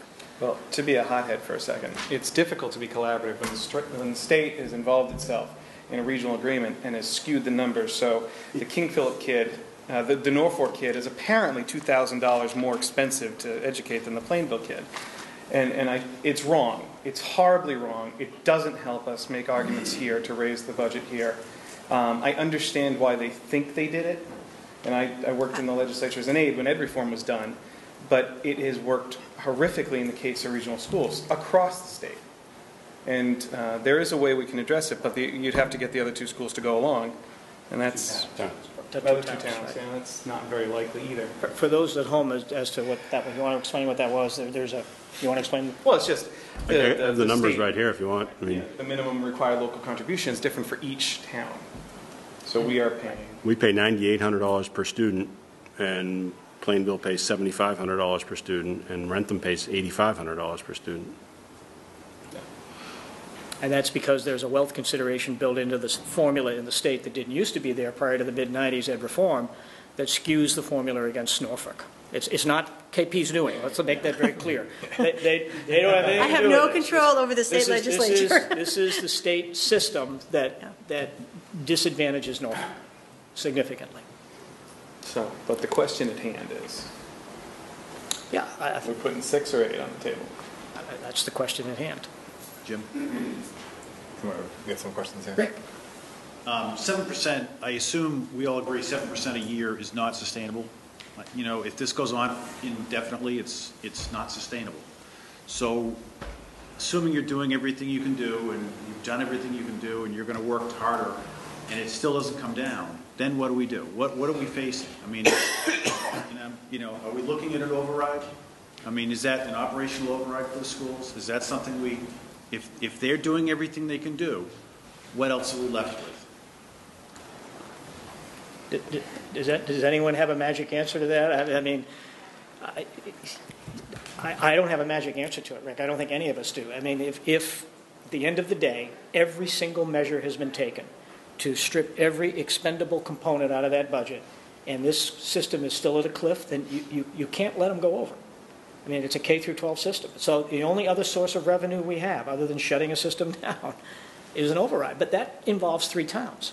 And that initiative has to come from the King Philip School Committee. Exactly. And it can't start yesterday. It has to, it takes time to and again, it gets to the collaborative component of people beginning to understand the process and feeling more comfortable with the validity of the process, and that's just a function of involvement. So, if we can get to that point where we're partners, true partners, not through the process, not just at the dance, I think we can get a better answer to that. But it's something that the King Philip School Committee is going to have to Right, they're promote. the ones that have to have it. It's not in our hands. Sue. I think the first thing that the school committee to be aware of is you have to think out of the box. I mean, it can't be the same old, same old. I'm from Norfolk. I have 3 kids. My first child entered in 2005, graduated in 2009. And, I think that the way that this has been done, quite frankly, in the sports world is going to create the haves and the have-nots, which is what we all work very hard not to do with children. You're going to have football players that have not been, nothing has changed for them, but you're going to have hockey players or softball players where everything is off the table for them. My 2 children that are at King Philip now, between the 2 of them, play 5 sports, and 4 of their sports are leaving. And, at 6%, I don't have any musicians, always wanted one, but didn't get one. At 6%, all of your band stays. There haven't been any cuts to arts programs or it's a selective group of children that are going to be penalized for this. And as a taxpayer, just so you know, we cut art last year. We lost an art teacher last year, so we have made cuts. But it should be done across the board, respectfully. Everybody should be taking the same hit. Everybody. I think the point is, for athletics, why didn't you look at just take 10%? I know you can't theoretically take 10%. Well, see, football coach, they could have looked at. It becomes an issue with MIAA and the way the sports are going. Again, but we're looking at a dollar amount. We related a dollar amount with some sports to get to that on this. But quite frankly, you left a $38,000 music program. You didn't touch it. At 6%. Yes, you did. Yes, we No, did. at 6%, you keep percussion. No, Sue. Percussion drops out at 8.5%. They're the co-curricular, that was cut. So at what point does that get kept? At 10%? 9%. 9%. 9%? 9%. Which Okay. is not, So you haven't done it across the board. And quite frankly, as a Norfolk taxpayer, what I should do is put my house on the market and move to Plainville. That's really what, we're all crazy to stay and be paying this, which I know you have no control over, but as a taxpayer, I want my selectmen to listen to me, and I come to them and say, at 8%, it helps my children. It doesn't help my children at all. At 8%, it does nothing for them. An override, I mean, so really, for what reason should I keep my children in the King Philip district? They're in classrooms that have 32 and 34 kids in it, and now the extracurricular activity that they are involved in is going away. So, whether the school committee can answer that question or you can answer that question, I mean, really, why should I keep them there? Mr. Garrity. Ms. Jacobson, I would presume you perhaps missed the first part of Dr. Zaleski's presentation where she talked about the incredible academic advances in the King Philip district. Rob, quite frankly, there are credible academic advances in a lot of school systems. Well, we were speaking this week about another school that you thought you might be interested in sending your kids to, and I know that their academics are far inferior to But King Philip. I would and that's what the high school's for. It's I for would academics. obviously do my homework. I would obviously do my homework. And I would make sure that I was sending to my children to an academically strong school that maybe didn't have 34 children in their classrooms. Well, we all have to make individual decisions in the best interest of our kids. Well, but I really, Jim, Be obvious. I would like maybe the school committee to address that. It's not the place for this. Does anyone from the school committee want to speak to that? It sounds as if... You need a microphone, please. It's just for home people. It's for the cable. It's for the cable, not for here. Thank you. Pat Francomano, Chairman of the King Philip School Committee. I apologize for being late. I had a finance negotiations meeting that just ended. I think, from what I understand, the answer to your question, as was alluded to, was addressed by Dr. Zielinski in terms of the award-winning academic programs that we have going on currently. You can, as somebody said, we all have to make individual choices. And I know for my son, when he was at KP, he had a wonderful, rich academic experience, a great music experience, a great sports experience. And I think people need to understand that as you look throughout public education and what's happening today, we are not alone in terms of the fees that we're having to charge. We're not alone in terms of having to cut certain programs, having to cut art as we did last year. So I think you've already had the answer to your question. Why would I send my kid to King Philip Public Schools? Because of the outstanding teaching staff and the wonderful experience that the kids report having, the tremendous number of highly competitive colleges that the students get admitted to. So that's my semi-short answer.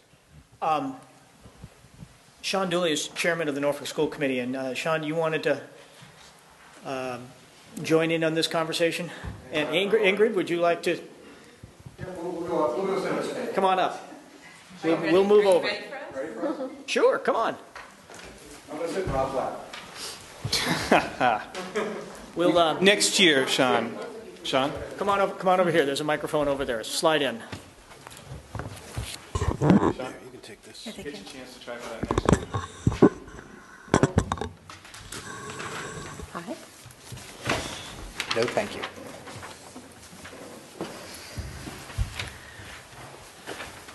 Do you want to go first? No, you. Okay.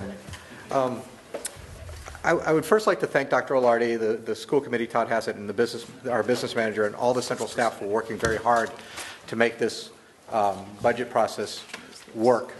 in this very, very difficult time. For the past 5 years, Norfolk has been basically flat. We did have, we've had a little bit of enrollment down, but we've had, 1.5%, 0, a negative 3%, a 1%, a 1.9, and then a 3% last year. So, we've been suffering. We've been cutting, and that's not real numbers from the standpoint of when you factor in the cost of living increases and teacher salaries and overall expenses. We've actually been going backwards for the past 5 years, and this has been very difficult for us. And it's I'm not trying to do the pit Norfolk Public versus KP, because and that's the reason we're here together today. And our committee and the staff has worked so diligently over the past few weeks to make this happen, because a rising tide does raise all boats. And these are our kids. These are all our kids all the way. We are a K through 12 district, even though it's different. But I guess in what we would like to ask, and some of this is might be tainted a little bit with too much of my sentiment, but from a whole, the school committee feels that we would like to ask that if we're going to be doing this sort of thing, and we're going to be cutting an additional $67,000 out of our budget to help reach these numbers, that the selectmen and the advisory board will, I know we can't necessarily condition it, but I would like to make it, be somehow addressed to the KP administration, to the KP school committee, to their business manager, that there are a few things that we would like to say. We would like to see, this is a business, whether you like it or not. Schools, it would be great in an idealistic society where we had all the money in the world and we funded schools fully. But it is a business and it should be treated as such. And therefore, I think there should be a short-term and a long-term plan drawn up, a real one, not any of this pie-in-the-sky stuff, not skewing numbers, not playing with numbers of pulling monies out of free cash, things like that. A long-term sound business plan to show where we're going to be in 3 years, 5 years, 10 years, and how we're going to achieve it. And not assuming that Plainville's going to get casinos and there's going to be this huge unrealistic form of revenue coming in this tight budget, in assuming that the recession lasts for another 10 years. Plan conservatively. I think that's one of the things that we work very hard at the K through 6 level, is we plan very, very conservatively, and I think that's the reason we're able to have done and been as tight as we have been. And I think that should be presented to the people of Norfolk. I think it should be presented to the selectmen. And the other thing would be, the people of Norfolk have, as we've discussed, bear, an undue burden for the KP school system. But we've had tough economic times in our town. The people of Norfolk have lost jobs. The people of Norfolk have not gotten raises. Our taxes continue to increase. We are one of the highest tax rates because 95% of our tax base is the residential tax rate. We don't have the businesses and the malls and things like that that other towns enjoy. We're fortunate that we're able to afford it, and quote unquote being a rich town, which I don't necessarily see. But what I would like to point out is that I would like to encourage the school committee and more importantly the teachers to take a stake in this game. Our teachers at Norfolk understood these problems, understood our residents, understood everybody was hurting, and they came to the table and they put their money where their mouth is, and they took a pay freeze, and then followed by a 1% and a 2% COLA for our 3-year contract. That was hard for them, but they understood that the best interest was for the children, and they wanted to do everything they could. And I know we can't condition this, and I know we can't force it upon it, but I would like somehow for us to send a message very loud and very strongly to the negotiating team and to the teachers that this is what needs to be happening. This is what we can't keep going 7%. An override's not going to pass in this town. People are hurting. You're not going to hit them harder and harder and harder every year. I mean, eventually, we can't bend anymore. We're going to break. And being able to do something along those lines for the teachers to show and the administration to show that they understand that everyone else is hurting and make every effort, it makes it a lot easier for us to make these decisions and make these movements. And without these sort of things, and this is where I'll go personally, I know in the future I will not sacrifice what I've been elected to preserve. I will not sacrifice the well-being of our students and our teachers and hurting our staff and taking money out of our pockets to support King Philip going forward if they're not willing to come and the teachers aren't willing to help us out on this as well. So sorry for rambling, but. It should be noted too, I'm sorry, Scott, that also our police, fire, town employees all took a freeze within the last 2 years. So I didn't want to get into this meeting talking about contracts, but it is noted. Leave it to me. Let Sean bring now. I'm sorry, Doc. Nope, that's okay. So we prepared the budget and presented an initial budget request to the advisory board a couple weeks ago. Our initial request was for a 4.3% increase, which totaled about $410,000. I think it's important to state up front that our initial request was very conservative. We have, as Sean mentioned, over the last 6 years, the budget history has been about a 1% increase. There were 2 years that we took a negative 1%.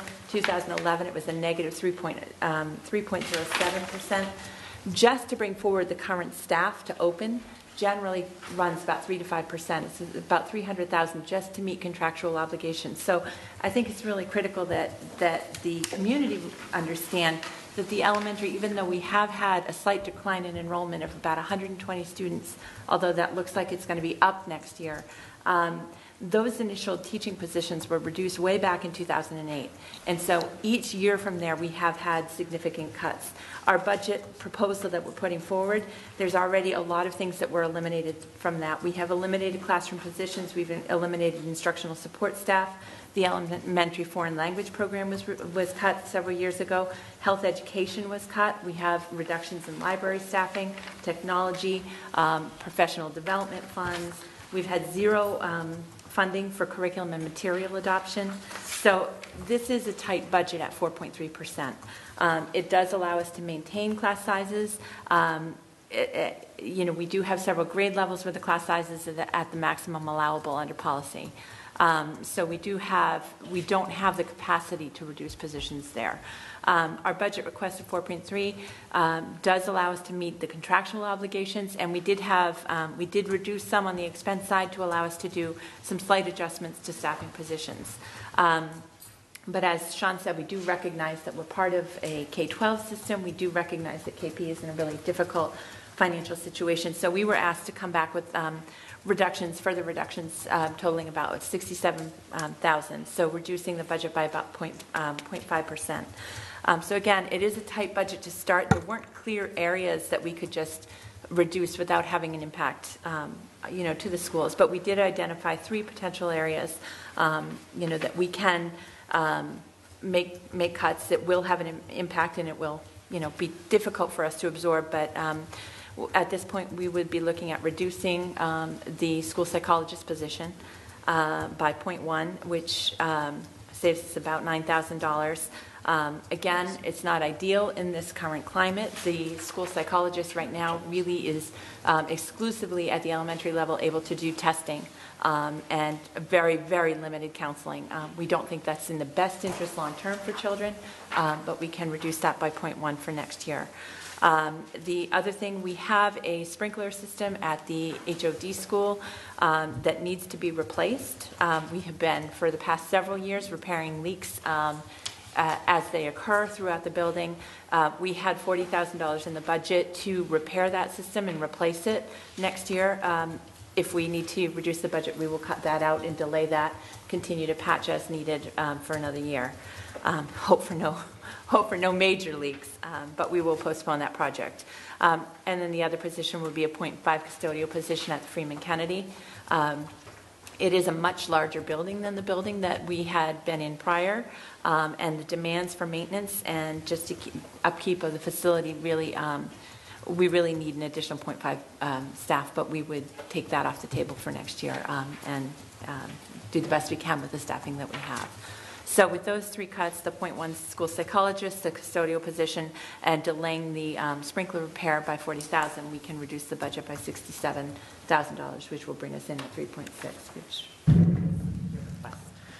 And I don't mean to pile on, which it sounds like we are, but I just want to add to that and thank again Ingrid and Sean, you and your committee. You really have been partners in this. And on the town side, we have eliminated completely all of the callback system on the fire department. Our fire chief isn't speaking to us at this particular point. We'd done a pilot last year. We'd funded it to go into it this year. We've had to cut that out. But I think the real message I want to say right here is that we're also dedicating over $300,000 of free cash. And that, for us, is a cardinal sin. We are taking one-time money. So by trying to get to an 8% number, we're creating a problem for ourselves next year in our own budget. And we know that. We're aware of it. We take your issue very seriously, but we want you to understand that it is having a significant impact on us. We are going to be $300,000 in the hole before we get out of bed next year because we're using free cash. And for the first time since I've been on this board, we're going to request to take some money out of stabilization, which we have never done since I've been on the board. So we're taking some very dramatic steps with the Norfolk Elementary School and the town to try and help out. And I want to reinforce Sean's message. We don't want to be here in this mess next year. So we need to start working together. You need to involve the communities, as I said earlier. You need to get us involved early in the process. Let us partner with you for no other reason than that we have a better understanding of where we are with this. I want to reinforce that because I'm only speaking for me, not speaking for my counterparts, but I'm not going to go through this again. We need to fix this. So, hold on one sec. Any Pat, advisory board members? Arlie? Just so I make sure I understand, we've received a budget package, and it includes the 6% number as the kind of the great bulk of it. And then at the tail end, there is an 8% number? Correct. The only difference between the 6% budget and the 8% budget is that we are asking for a withdrawal from our stabilization fund of, was it $67,000? $97,000. $98,000, and the school is reducing their budget to 3.65. We have already made the other cuts. For example, the fire department, that's in both budgets. We've cut it. We cannot, in either scenario, 6 or 10 or 6 or 8, we have to cut it. We just can't hold it. So just to make sure I understand the use of the one-time funds, the proposal that we're going to discuss at some point is to use $300,000 of free cash. Correct. Is it 300,000 or 350,000? 350. 350,000 of free cash, plus approximately 100,000 of withdrawals from stabilization for a total of $450,000. That is correct. Of non-recurring revenue to support a budget that's grown at 7% per year for the last 10 years. You have said it succinctly. Jeff, am I correct in saying that actually some of this free cash is due to the electrical savings, which, as you recall, in last year's budget, we went purposefully high with? Remember, we did not account for all the electrical savings because we wanted to make sure that the system was up, running, and producing. So last year's budget was a little inflated on the electrical side, and that everything it got very close, but it worked out so that some of the free cash produced in here was... It's on the next year. You're just mixing a little bit of apples and oranges. We're going to have money in the utilities budgets from the electricity they're talking about, and that's what we're going to use to cover the snow and ice stuff. Oh, okay. Good. Sorry. I tried. Solar cells are great, though. Damn. We've reduced our utilities budgets next year by $155,000. But Jack, that excess that Rob was referring to generated this year is going to go to free cash next year. We have not recognized it, or is that what you're saying? That excess is what's going to go to the snow and ice deficit? Yeah, we'll transfer that at the spring, so it won't go to free cash because we're going to transfer that money, to cover it. a lot of it, into snow and ice at the May town meeting. The building permit fee is definitely free cash, but we already stuffed that into stabilization. And what are we seeing out of new growth? How much, there's got to be a decent size increase there based on what we set the rate at versus what the reality is. Do you know how much new growth excess is generating? The last one that was just certified was 421, and we're estimating it to go up to 425. Oh, that's all? You're estimating. Well, I think as you heard my associate from the school committee, we're conservative as well. We don't want to overstretch. I mean, the one thing in this discussion where everybody's saying this cost is growing astronomically and we have no revenue to match it, that there is a slight fallacy to that because the town is starting to grow again. We have not had any significant new growth numbers through this recession. As this is changing, and I'm only guessing by driving around and seeing what I'm seeing, we do have to recognize that there is going to be some additional revenue growth that is not the norm if some of these developments continue to come online, at the rate they are. So we have, I don't think it's anywhere near enough to sustain a 7% KP annual growth. No question, that is impossible. But it's also not as astronomically dire. You can't use the past 4 years' revenue growth as a projection over what until the next recession. We agree. occurs. We agree. I think it's safe to say that it is beginning to turn in our favor. We have a number of new developments. We have some reasonably exciting opportunities going on in the C1 district down on Route 1A that will generate some substantial revenue, which gives us some level of comfort that when we're looking at making this kind of commitment where we will be in a deficit next year, that we'll have some additional flow underestimated in our revenues, if you will, that will help us cover some of that. That is a conscious decision on our part. Yeah, and I think it's still, there's no one's punched the bank account yet. Right, so, but I would say it, Jim, as it gives us some ability to regenerate revenues into free cash / stabilization. Yes. Not to fund revenues into ongoing operating. Absolutely. So the drawdown that we may be looking at could possibly be replaced, but it doesn't really give us a lot of money in terms of ongoing new operating revenues. If we're fortunate and it's a wash, you're right on, but it still hurts us because we lose that resource. I mean, we have a lot of capital needs. Let's not put those aside. I mean, we have an enormous backlog in capital, not to mention roads. So, even though it may level out for us at the end in terms of the operational component, it restricts us on the capital side. And we've been burned a couple times trying to be optimistic about new growth or excise taxes, and we've had to make budget cuts in the fall town meeting. Twice. We've done that twice. And our revenues this year, we still need about $800,000 of local receipts this year. And that's just excise taxes and building permits and trash stickers. So go out and buy your trash stickers to have our revenues meet budget this year. So I'm very worried about local receipts right now. I was asked last night at candidates night, what can we do to increase our revenue? And I suggested everyone buy a Mercedes. Didn't go over well. But I mean, those are our two major resources, excise tax and new growth. That's it. Rob? No. Harley. Let's keep going around until we get to the right guy. Just to make sure I understand the details, the column labeled FY14 budget governor, that's based on the governor's budget, Yes. I presume? It should be House Ways and Means. Okay, thank you. So that we regard as a relative, more settled than the governor's. Yes, more settled. Okay, thank you. It has historically been the more accurate budget. For us, anyway. Thank you. Others?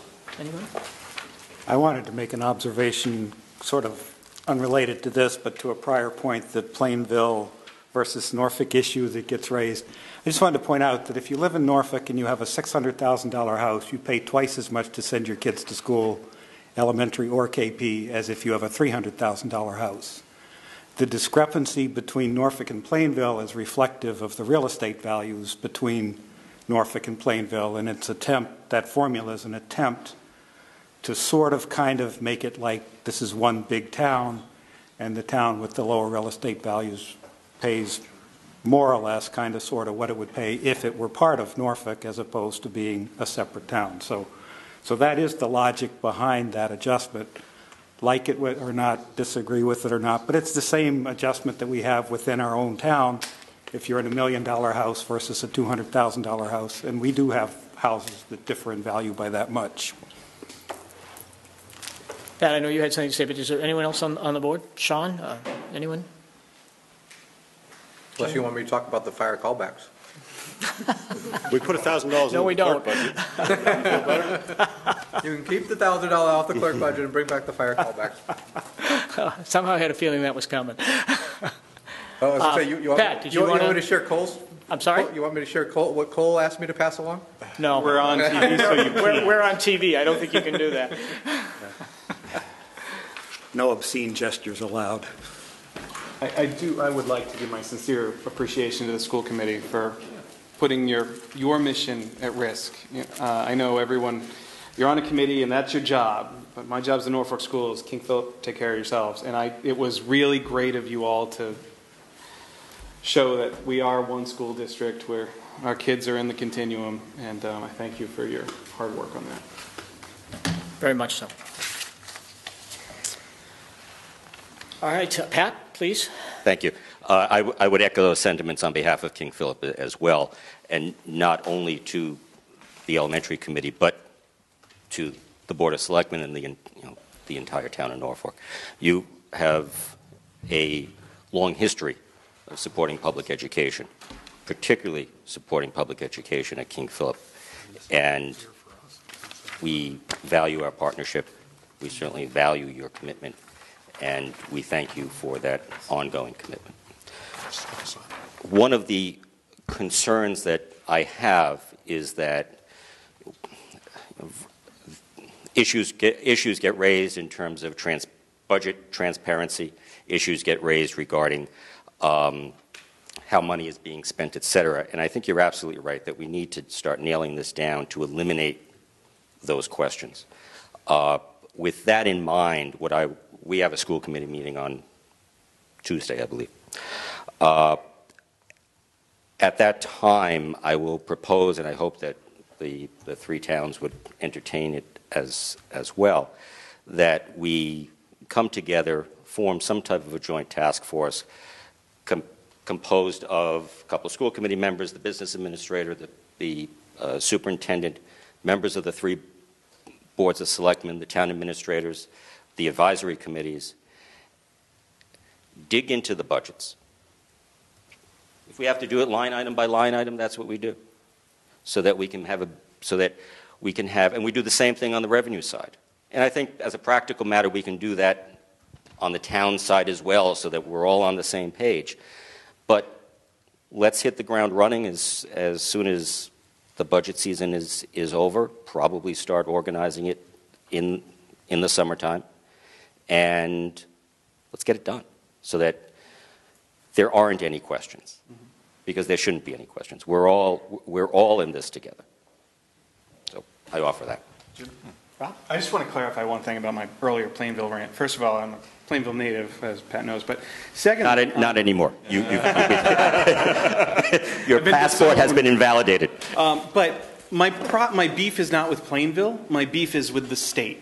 Had the state stayed out of this, the three towns would work together fine. I think the more the state gets involved, the less functional our relationship becomes. And I think we can work with the three towns and make the school. And I love the fact that we have a regional school. Going into King Philip, it introduced you to a whole new bunch of people. It prepared you for life because it was like real life. You weren't with the same cohort of 40 people, whoever was in your class. You met new people, and it really exposed you. And I think it prepared you well for college. And I went when King Philip was probably a level 3 or 4 or 5 school.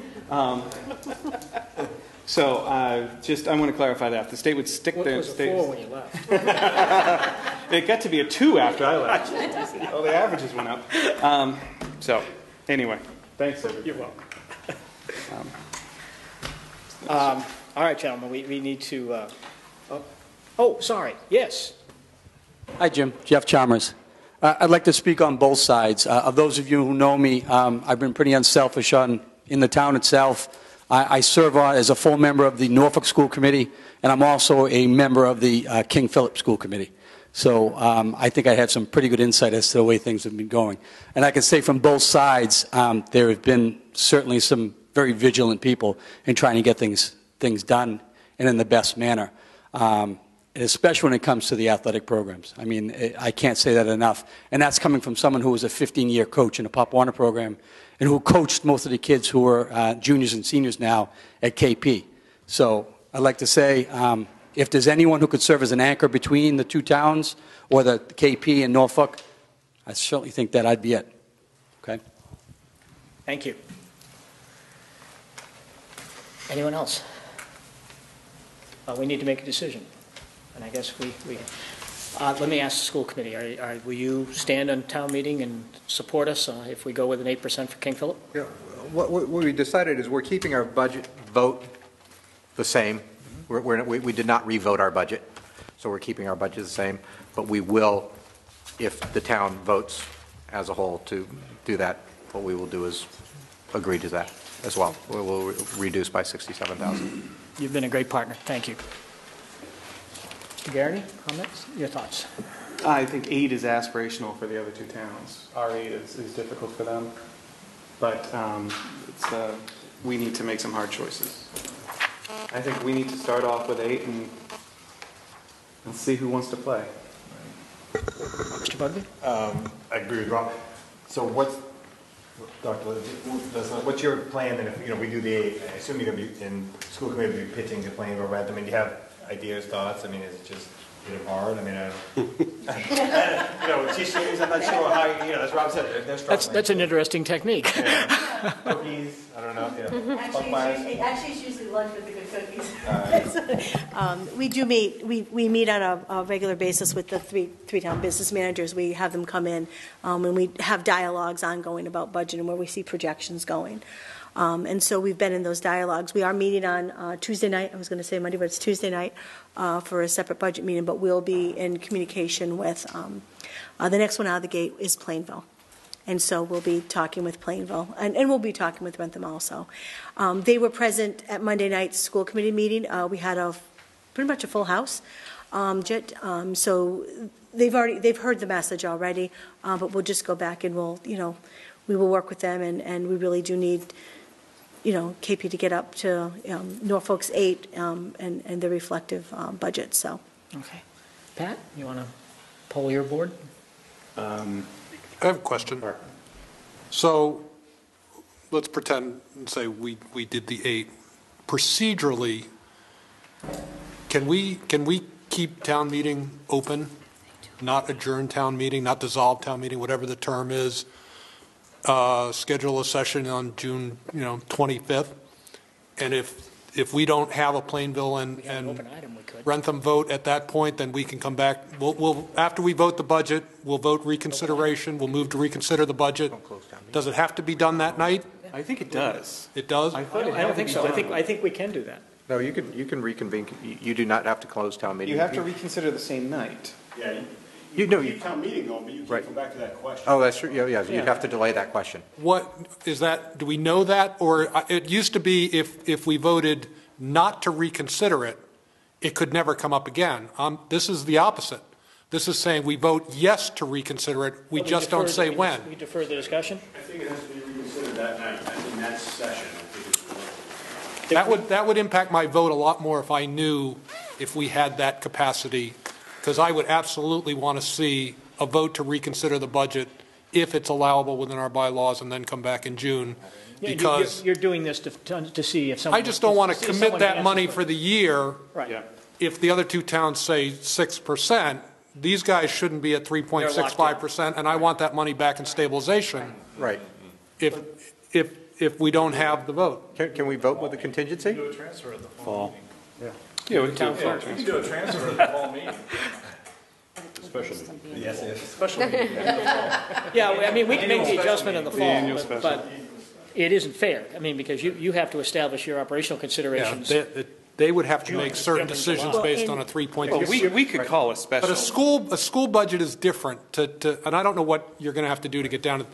It's not like other departments where all of a sudden you can say, oh, that teacher we didn't hire. It's not a line item consideration. Right. We're just voting a number. And we have specific regulations if we're looking for laying off staff, that we have to meet dates. Oh, I know you do. I'm more worried about them because they're the ones who are giving up going from 4 to 3.65. Right. Now, you've already thought of the ramifications of that, and maybe it meant a custodian. I don't want to presume, Exactly. but that you could hire back. But obviously, any impact on teaching staff and class sizes and distributions, Right. if you're making significant changes based on a 365 budget, correct. I want you going into the year knowing that you get 4 and not 365. Yeah. I think that's. Yeah. Put it, On 9 million. Can we make a contingent on that town meeting number? 3 months, that's good. Depends on what decisions they're making to get that number. I know you can. I think there's contingent on flexibility. override. It's a question for the town clerk. yes. I'll change hats. You're wearing a different hat now. Because it's one we've never, I can't ever remember addressing it this way, but I know we have, obviously we can make a vote on a budget contingent on an override. Right. Can we make a vote contingent on another town's vote? I don't know. I've never seen that. Problem. In other words, you vote a 6% budget, and then you vote an 8% budget contingent on Plainville or Rentham meeting that number. I can check with the AG tomorrow morning. I mean, I don't know. That would get you what you want. That's an interesting. I was going to say, I mean, probably. Right. A special. I mean, I don't know. I'm just throwing out a My question. gut would be probably not, but. That unfortunately is my gut too, but I was hoping you might have more insight. Yeah, no, I don't. I mean, I've never heard of it. I haven't either. 30,010 million. 30,000 on 9.9 million. Seems to me if we were to adjust the budget in the fall. I mean, we can, but I mean, we can give 67,000 back to the schools, in the fall. Changing it, it's 33 in the proposal. 67,000. 67, because they were at 4.3 originally. Oh, well. That would But our I mean, 6 had already taken away half of that. Right. Right. Yeah, the 6 had you at 4. And it's And the you're down matter of to- you've hiring gone a down to new 3.65. custodian. So that's not 67,000. Well, no. Reduced from 4.3 to We- 3.6. Which is the full, I got it. We voted Okay. a 4.3. You're right, yeah, Right. got it. yeah, we're Okay. only discussing 33,000 here. But they voted We're 4.3. voting. They're discussing 67 because they voted 4.3. So you're correct. But that From your- 67 is also, if I'm wrong, it's half an FTE on custodial and the sprinklers. Right. Which is something you can, in November, You could do that. add easily, Right. add back. It's not like a teacher. Right. So it's- And we could vote the money back into stabilization in November as well. And the reconsideration thing is just basically, it's at the moderator's discretion anyway, I mean, technically speaking, according to town meeting time. I mean, it's not difficult for us to vote the money back into stabilization in the fall. That is irrelevant in terms of the timing. It's just the issue of the schools, and you'd be okay with those two items Right. if it were voted back in Right. November. And I guess, again, we were just having a little offline discussion. This is the first we've heard of a 4% budget. I mean, we voted and presented to you guys We a know that. 4.3, so We know I'm being blindsided by the 4% budget. You're right, and there's a little communication problem over here, but we've made a lot of cuts in the last hours. The fire department, we've cut in other things too. Right. Yeah, but, so I have no idea what you're talking about. So, I mean, we'd have to look at, see what we're going to cut. We had a $300,000 deficit, so. No, I understand, but last conversation we had was, can you say, all right. Can you get to 3.65? Can you get from 3.65? So Right. I'm assuming I'm getting from 3.65 from the budget that we voted. Your assumption is correct. No one asked me to give a 4 and a 3.65 and a 3.2. We concur. We absolutely agree. We had to bring in a balanced budget tonight. And so we literally, up until 6 o'clock tonight, have been, I mean, we talked to Cole today about his situation. We've been trying to get this budget into balance at both a 6 and an 8%, but focused on the 3.65 at 8%. That's where we stayed focused. But at 6%, we're at a 4, so we're going to have to adjust that issue as well. If we're at a 6, unless we make other changes to the budget. Okay. Yep. And we can, town meeting hasn't occurred yet. Yep. This was a literally today effort to bring in a balanced budget tonight. We can always make a change. Okay. But you're right, you didn't have any knowledge of that. Ollie? You know, free cash has always been slightly a mystery to me, but a blessed one in general. But pulling $100,000 out of the stabilization fund is seems to me a more significant step in terms of using one-time funds and funds that were earmarked, set aside for other significant shortfalls. So I think it's important to acknowledge that there are perhaps two decisions that I guess you primarily confront, but we all at some level confront, which is, one is what is the level of support do we want to provide to KP, and two is how to fund that. And I think the $100,000 for me is a very hard place to be, in all honesty. Having said that, I've not had the opportunity to review the budget in as much detail, so there may be other things that are equally disconcerting. But that's the $100,000 is a hard place for me to see to fund what is clearly an operating requirement. And I think the recommendation or the notion of having a task force to comb through the budgets is a very good one. Might bring a different set of eyes, and that I certainly think could bend the curve. But this year we're talking about operating expenses. And although, Arlie, just to be fair, if you were looking at this July 1, 2012, we didn't have any additional money in the stabilization. We moved 500. If we had not done that in the fall, we'd have 850 of free cash, and the discussion would be, what if we split that free cash, 400 into stabilization and 450 into the operating budget? So you could look at it that way and say, all we're debating with is the excess money we've gotten since the end of last year. On an annual basis, what do we want to do with it? But I certainly applaud the wisdom of that earlier. I don't think it's as dire an attack on the stabilization fund as you're kind of implying.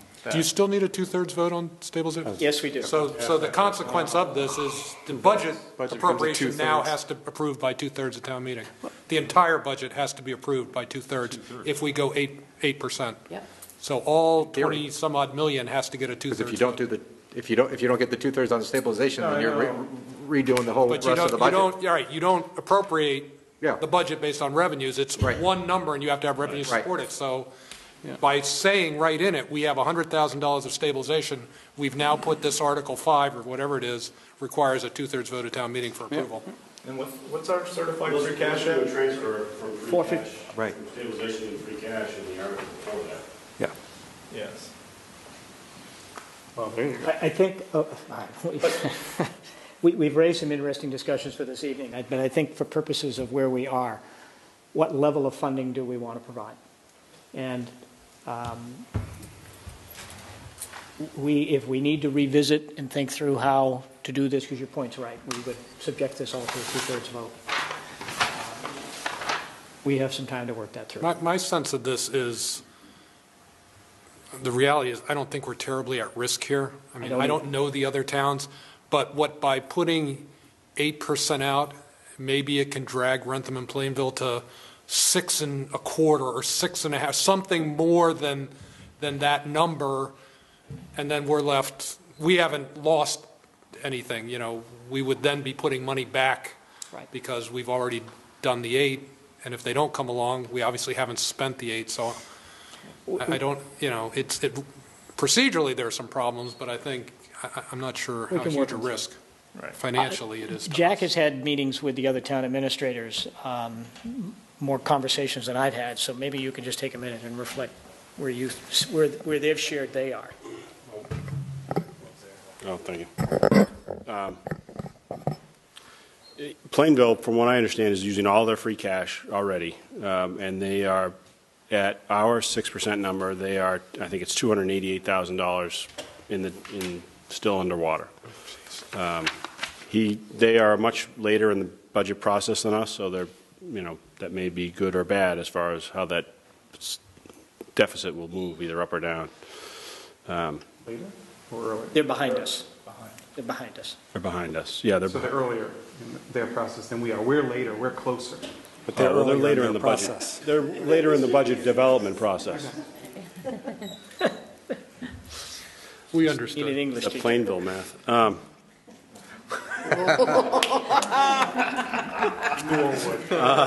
Needham. A tier 1 school, I'd like you to know. I hardly. I got my Needham allies around here. Yes, we are hidden in the audience. All right, so and then I think if we go up to the 8%, it adds another $200,000. Is that what he said? Every 250? percent is $100,000. Yeah, so Yeah. he's got some hope in slots revenue and other things, but he's been hoping for that for 4 or 5 years. Actually, I think he's 400,000 underwater at 6, and he's 600,000 underwater at 8. There's only a $100,000 difference for them, 6 to 8. It's 100,000 per point. I think it's 50. No, it's only 100 in total for the 6 to 8, 2%. 100? Yeah. Are you sure? For Plainville. It is on the sheet. Do I have that wrong? It's 288 to 388 if you jump. Oh, sorry. Okay. That's one, Jim. It happened. It finally happened. One mathematical mistake. God. All right, so they're Today. again. I think at 6% they're 288, but maybe it's even worse than that. Forgive me. Rentham has 1.1 million or so of free cash. My understanding is that they can get to a number that's just above our 6% with a balanced budget. If they go above that, then they start getting into a deficit. So. And that's using all their free cash to get up there? Is what you... No, I don't know. I'm not sure if it's using all of their free cash. Okay. I don't think it is. I think it's using about half. I think like 600,000. I think he said. So it's a chunk, but they generate a lot of free cash because you can look at their tax rate recap. They underestimate their local receipts dramatically with the intent of generating a lot of free cash every year. They'll generate $1 million of free cash every year.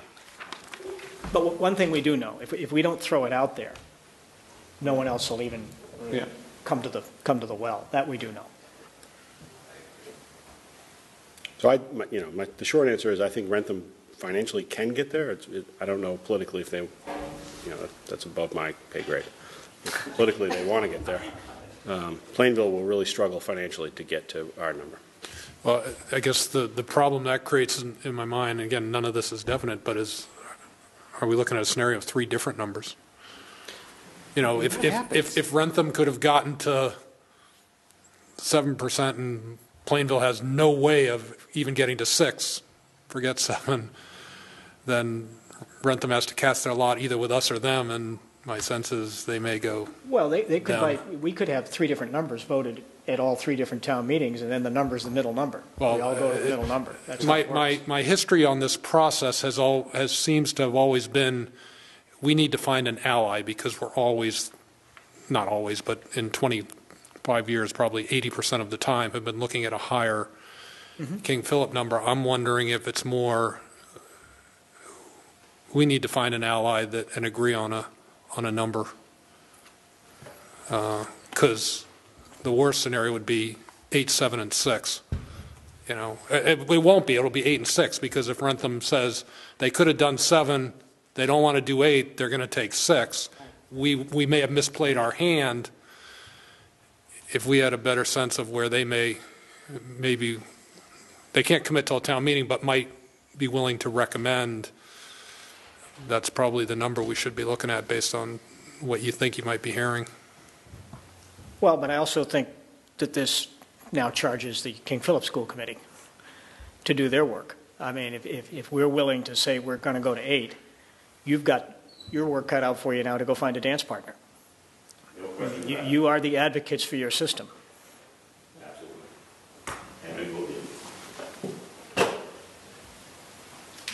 I think that's the better approach. So are we in agreement? With the knowledge that we may change our tune on the night floor of town meeting. We may. If these guys come back and say, we could only get Rentham to 7, I think we're better at, my personal opinion would be we're better voting 7 than staying with 8 at that point. Well, that's a good point. Very good point. The message I think we're saying is can you, our town meeting is in what, 2 weeks?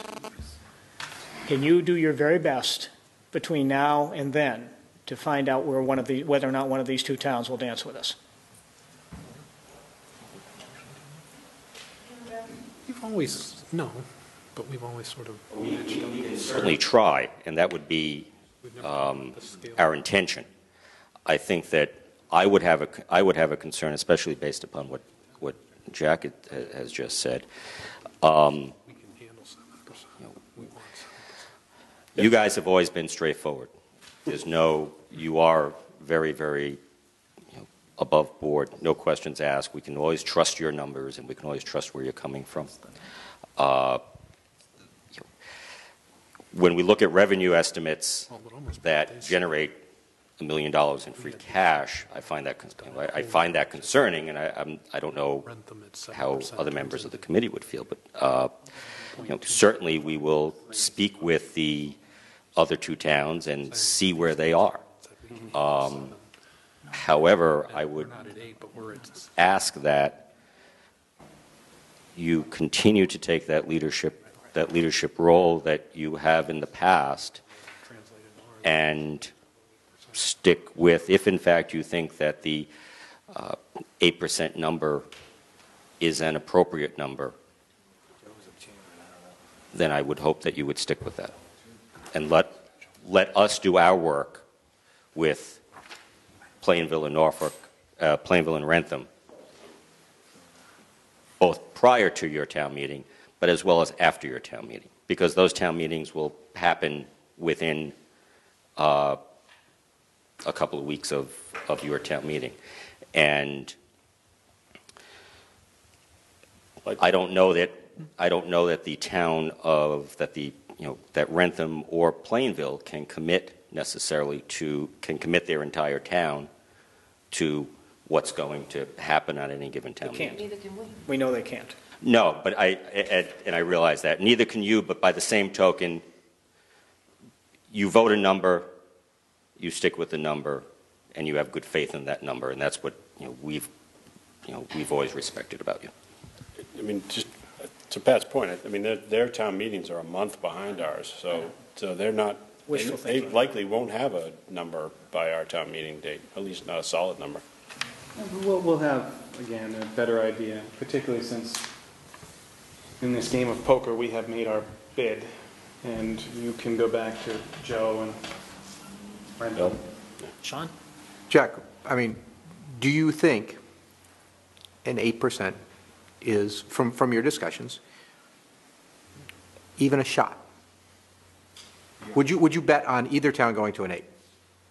I don't think Plainville will get there. Okay. Because it's a 11? It's $100,000. But it's a 10.3% increase for them. I mean, that's a huge number. What's their usual budget? I mean, like you said, it's 10%, but it's 100,000. Where is it? Well, it's a $388,000 increase on a $3.7 million assessment. No, I know. What's general? Is their operating budget? Their operating budget's in the low. It's 23 or somewhere, 24 million. I was just trying to look it up, and I actually came up with weird revenue numbers that weren't that much different from ours. So we can find out. I don't understand what's going on. Their revenue numbers were 24 million in FY12, and ours were about 25 million. I mean, they got a sewer program, which makes it a little different, but still. Well, we only know what Joe told us. So, and you and I heard the same conversation. And he doesn't speak for his board because they haven't had that meeting yet. So they're not far enough along to be able to really give that feedback. So it's an unknown. We don't know. But if you were leaving that decision to Joe, he would tell you he can't get there. But Rentham, I mean, as you guys probably know better than I do, is they'll make a lot of movement on town meeting floor about moving budgets around. I mean, they don't. So their people could make the decision. You know, and So that's no guess. So. Well, I'm not going to be the person to tell you what Rentham's going to do. I don't think anybody can tell you what Rentham's Well, going to do. I'm just saying, if you think there's a shot of them getting it 7, and there's no shot of them getting an 8, why don't we just go with a 7? I mean, you know, if you know, as opposed to calling a special town meeting in June to discuss the budget with 7 people. We're just doing the fall. Oh no, I'm just saying. But the only way I think I would disagree with that, Sean, is that if you go with 7, you've eliminated 8. It's out the door, because no one's going to go above us. That much we're pretty confident of. If I were betting, that bet I would take. So if you go at 8, we can always fix it. We can always come back. We can put the money back. We can put it back in your budget. We can put it back in the stable or wherever we end up taking it. We can fix that in the fall. So we really don't have a lot on the table to go to 8 if someone doesn't dance with us. We can fix it, and we can fix it quickly. We can, you know, call a meeting mid-November and get this thing back into your budget, and we move on. But if we don't try, I mean, I guess that's the way I look at it. I don't know whether they'll dance with us, and I heard the same. Jack and I were on the same conversation with them. I don't know. Bottom line is, he doesn't know. Mm-hmm. And in Rentham, if you figured that town out, good luck. I have no idea. You live. This is being televised, right? You live there. Can Rentham get this meeting at all? Oh no. Steven left, so. Okay, good. You live there. I mean, you know, it's you can't figure. She's not going to. She's not saying anything. So our only. I don't see we have an option. I think we've got to go with the 8. Hope somebody dances with us. We can't control it. We'll do what we can to help. We'll do whatever we can to advocate, but we don't get to make the decision.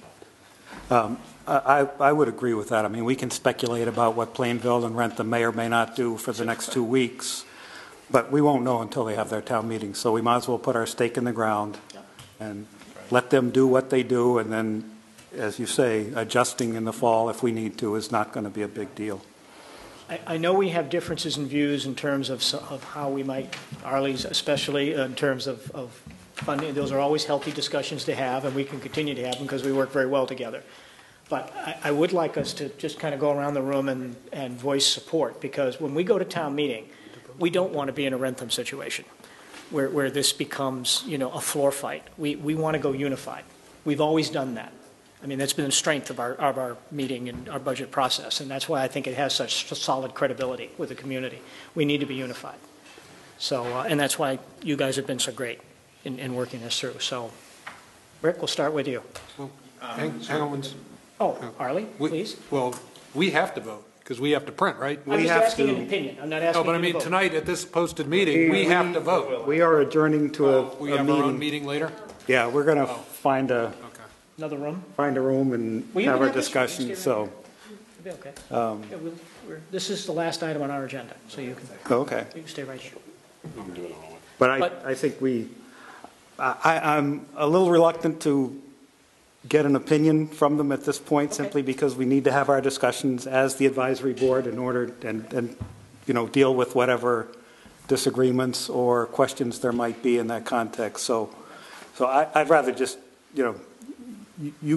we've heard you. We're going to give you the platform to start that discussion. How's that? You can tell us what you think. Do I have a motion? That would be a great question. I want to hear what they're going to do. Do I have a motion? Well, we already. No, we didn't. We need to firm it up. We have a motion that has 2 numbers. Poor Marion writing the minutes over there is going to try and figure out what we did. So I move to give to the advisory board a budget which reflects an 8% increase for King Philip with a $97,916.30 withdrawal from the stabilization fund. And with heavy heart reducing the Norfolk Elementary appropriation by $33,451 below the number we gave them earlier tonight. Second. Any further discussion? All in favor? Aye. Aye. Is unanimous. Okay. 13 cents. Now you guys have a budget to kick around. So now we have. Are you adjourning? Do we have any other business, Mr. Hathaway? Executive session, we'll have to go out in the hallway or something. Oh, we do have there is another room, isn't there? Yeah, there's a lounge. There's only three of Mr. us. Clerk, would that be a failure? Okay. Would that be a? Are we be violating any open meeting laws? What's that? Library in general was given as the location. Could we go to another room? For executive session? I think, is that all we have left is executive session? Minutes. Let us just approve the minutes, and then all we have is an executive session. For executive session, you can go to a private room. Okay. All right, well, I move that we approve the minutes of March 26, 2013, and April 9, 2013 as written. Do you have a second? Second. All in favor? Aye. Aye. Any other business, Mr. Hathaway, other than executive session? Nope. Okay. I want to thank everybody for joining us. I think the taping is going to continue for the advisory board, so hang in there. I want to thank School Committee, Advisory Board, Phillip members, School Committee, and Superintendent of our schools. Thank you very much for joining us tonight. It's been a very healthy, positive conversation, and great to work with you all. Thank you. I don't have any minutes because... Yes, we do. Well, we have, but I never... Oh, okay. You're doing a press conference, right? Next time. That's fine. We have a new article, but since the budget's fresh in our minds, let's deal with the budget. We only have two things to deal with tonight, is the budget and the new article. So we've all seen the budget. We know what they voted. Discussion. Or if nobody wants to talk about it, a motion. Well, put it in We'll place. jump right to a motion, Yeah. but we should probably But- discuss So we'll be it. getting a new, No, that is it. No, it's that budget, Lisa, oh, plus that extra page. with the two adjustments that are made on the last page. So it's this number plus $97,916.30. Correct. So which number is it? It's the, Sorry, the total, you were asking the total? Yes, Yeah. please. For my minutes. Trying to think where it Gotta go is. to the, Mark's right. end I mean, page. The $30,000 is a swap. Right, that's within the budget. 97. 98,000 is So Mark, from. it's, the budget including excluded debt, it's 33,262,000 currently, so add 97 to that, it'd be 33,359,000. You're positive? Yeah. You added 900. right there. You I added 97,916. I added 97 to the 262. All right, here's the motion. I move that we approve a total budget of $33,262,087 plus $97,916.30. 97, can you say that again for me, please? 97,916, forget the 30 cents, $97,916. We don't deal in cents. Did I get that? Yes, you did that. 33,262. Oh, we did that right. The 33 was already taken into. It's in there, yeah, it's just shifting lines. We're not, Yeah, the 33 is just a shift between the two school departments. Oh, okay. it'll have to be, There's the number that's added right there. So 33,451 is the total? No. 33, it's the 33,262,088, right? Yep. right, Plus 97,91630. And we Forget can do the the, actually, I got a calculator. Hey, how about that? 33, Yeah. 262,088. it's actually 087. The expenditure side of it is 087. The revenue sources side is 088. Oh, you're right, that's it, that's the confusing part, yeah. Right. But that's where our 30 cents will come in. I'm going with the 88. 087 plus. We can reconsider if we don't like where the dollar fell. So 97, let me add this up. 916. 97, We have a dollar surplus. 916. Right there, $1 surplus. Point 3. Why we 70 need cents 30 now. cents, God only knows. 33,360,000. Yes. Yes. 004.30 Forget the point 30. Thank you. is the grand total. So did I, Now, if they drop that 30 cents for town meeting, we'll have to reconsider in voting. so that was my motion. Second.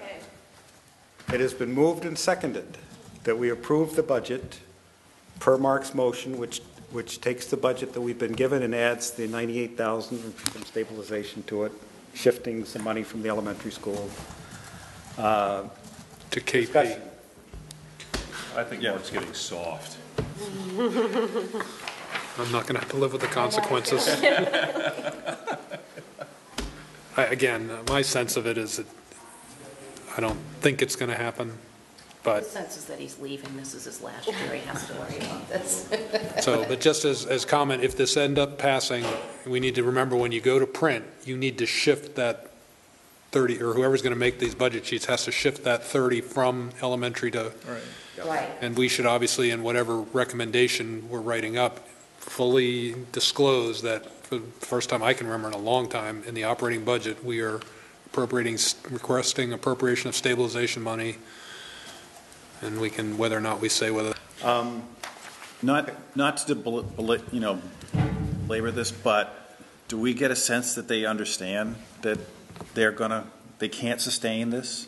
Because I don't get that feeling. I get the feeling like they feel it's justified, and it may be.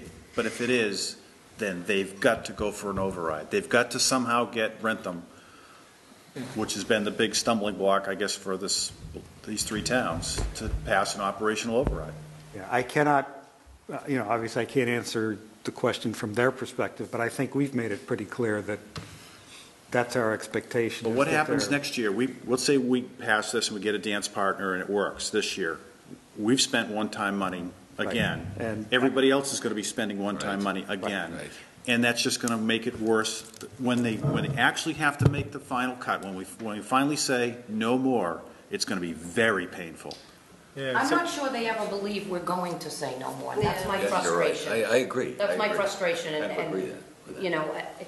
I feel like they've come, it's like your child that, comes back to you, comes back to you. And, I just don't I don't get the feeling. I don't get it either. That they ever really think we're going to, and I know all of the repercussions of doing that. It's not good for any of us, but I get the feeling that they don't. I would say, Susan, let me react to your earlier comments is, let's say this thing were to play out and lacrosse gets cut and, everything, wrestling, whatever else, and math teachers and math classes now go to 32 instead of 28. They're already there. And in doing what I think is going to happen based on history is the economy is getting better, and all of a sudden you're going to see we're going to go back in Norfolk to having 25% of our kids in private school. I believe the reason that reversed somewhat to the degree of the King Philip has gotten better, but this obviously, these class sizes, these lack of sports makes it not better. Right. So in a way, that's not even it's not necessarily a negative thing, because what that will do is that will drive Norfolk's calculations way down. If we see a sudden large disenrollment, budgetarily, we hate to do it to the school, but budgetarily to town, that's a godsend.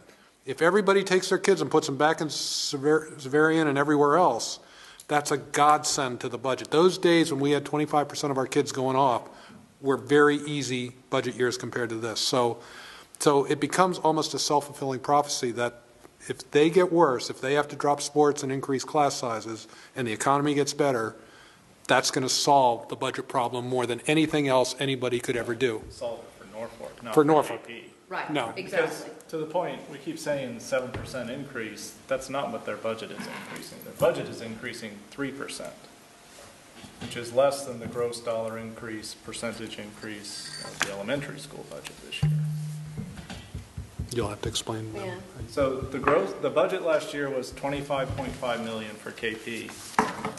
The level service one, but don't even worry about that one because we're nowhere near it, but our 8% proposal would make their budget $26.3 million. That's $800,000 increase on $25.5 million, which is 3%. So that's what the dollars that King Philip sees is coming through. And the reason, not just us, no one's assessment is going up less than 3%, so it conceptually doesn't make sense. It gets to Pat's point. It's in the formula. That, you got to remember, what is it, 2/3 is funded by Two-thirds the towns, 1/3 by the state roughly, which is flat line. By default, the multiplier effect, because all of the increase is borne by the towns because the state's not giving any extra money. So their percentage increase is always 0, and so the towns have to pick up the full increase. And that's how the actual percentage changes from what KP's really seeing. And actually, you can see those numbers pulling together exactly the way Dave is saying, that if you look at the increase in the operating budget is, in fact, 3.3%. Because of the leverage effect, we get hit with 1.5%, because the state's 1.5 times that, which means 5%, because the state 1/3 is flatlined. So the other 2/3 has to go up 5% to get an overall 3.3.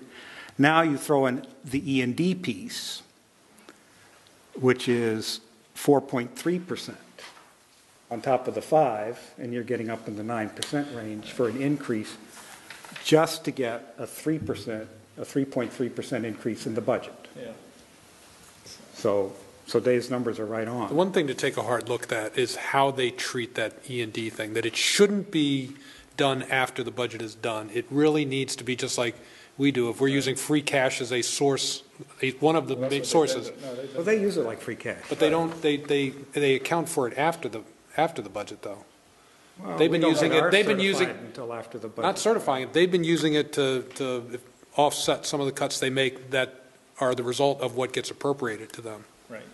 As opposed to throwing that money into the. I don't think the state allows them to throw it into the calculation. No, but this is where they get hurt. Is if they're throwing it in on top of the calculation and hiring teachers based on that.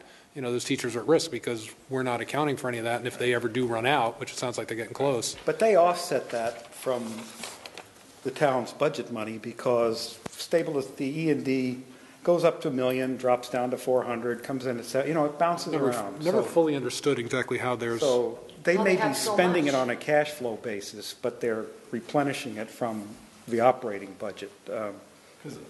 No, their indeed works just like our free cash flow. All it is the budget this year was 25.5. They will not spend 25.5. They'll spend 25.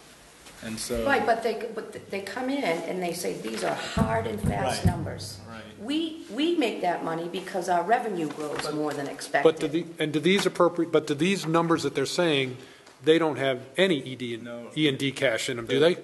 No, 0. They're not willing to use any. Right. Which at 500,000 they should. E&D is the stock item. Right. You'll never see that in a budget. Yeah. But you should. I mean, they've been using it to fund operating monies. I mean, outside of the budget. So yeah, their budget is this year is 25.4. But does that include E&D money, or is E&D money on top of that? No. That includes. That includes it. Yeah. I mean, we're counting that. We're adding so much percentage to that number, which makes it that much larger. So this year it's making. Right? What's that? We're counting that additional money as part of their base, and we're counting that as our new percent. When we do our percentage, we're saying, okay. That's we're only adding it to the operating budget. Yeah, the problem is it's hurting them, as it will, to Arlie's point. If we didn't have any free cash next year, we would have a bit of the same issue. We'd be starting with a $350,000 hole to work out of because we got $350 less of revenue. So theirs is, if you look at the chart here, it's what they show. They've got a $740,000 hole. Yeah, although it's a little misleading. We know when their number gets $400,000 in cash. Left over. Yeah. They have $400,000. So it's really they used it, but when does their E&D get they certified? started at Though? $1 She million. said the 14 number is already certified. And I didn't understand she that. didn't say that. No. I thought I heard her say that. No. She said that won't be until next year. Last year's So what's numbers. this 416,000 number they told us? That's from fiscal. What just ended? 12 from last year. That is what is now in the that's the E&D. certified E&D. No. FY14 at 456,000. That's what threw me off. Yeah, for FY. Available for you're matching. The available is with the 14. So it may have been certified at 780,000, and they used 330 this year. That's how free cash would work. Is if we appropriated it at a town meeting, if we used it in a budget, their number was much higher. A year behind. Right. They've been doing it a year behind. But still, it's got to come off the certified number. Right. So if they have 300,000+ in this FY13 budget, that means this number had to get certified at 786. Yeah. So it could go back to 786 or $1 million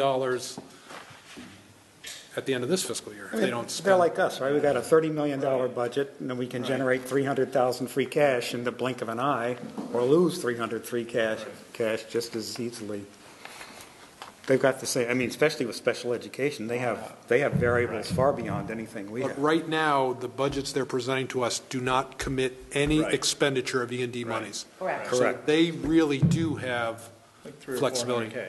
Yeah, because you wouldn't want to go down. Not to zero, but you also don't know how much is going to be recertified at the end of this year. They should know that. At this point in the year, they should be able to tell how much they anticipate is going to be unexpended budget.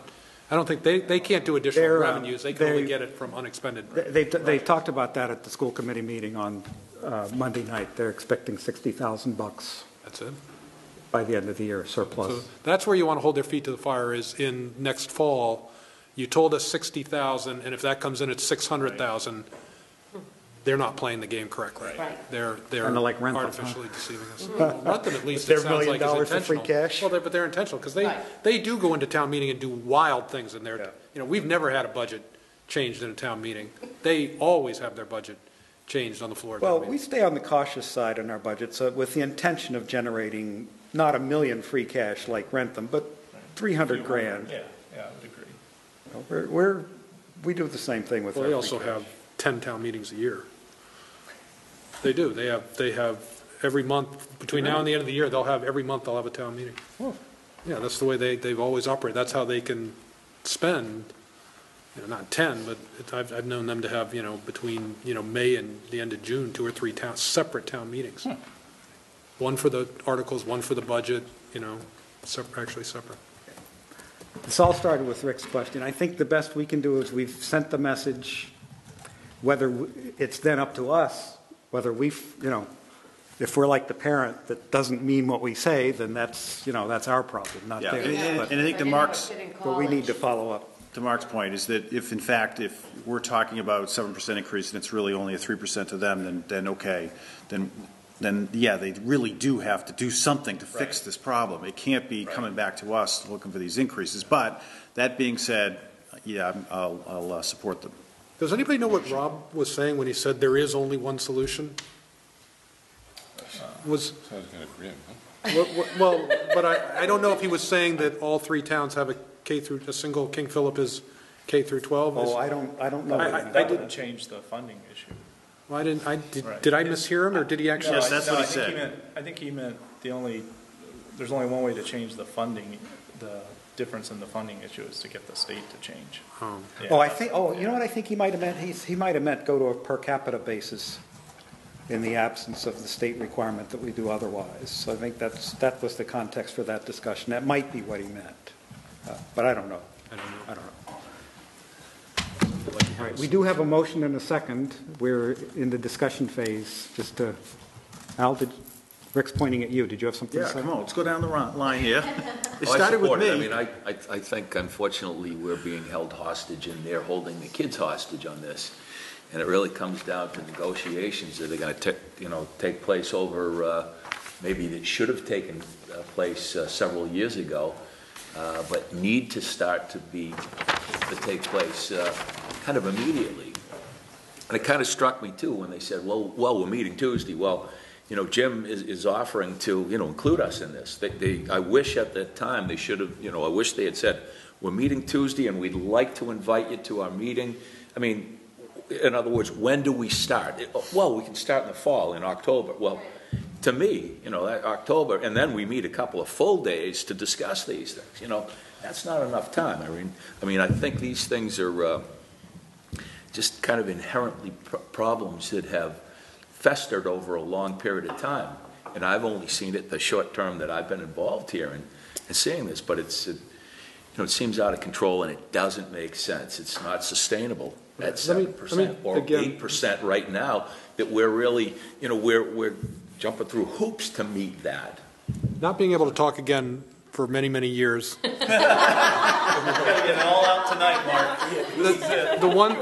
The one thing you do have to understand in terms of the history is their budget has never meant anything. Their budget is 100% irrelevant. The only numbers that matter are what 2 of the 3 towns feel they can spend on them.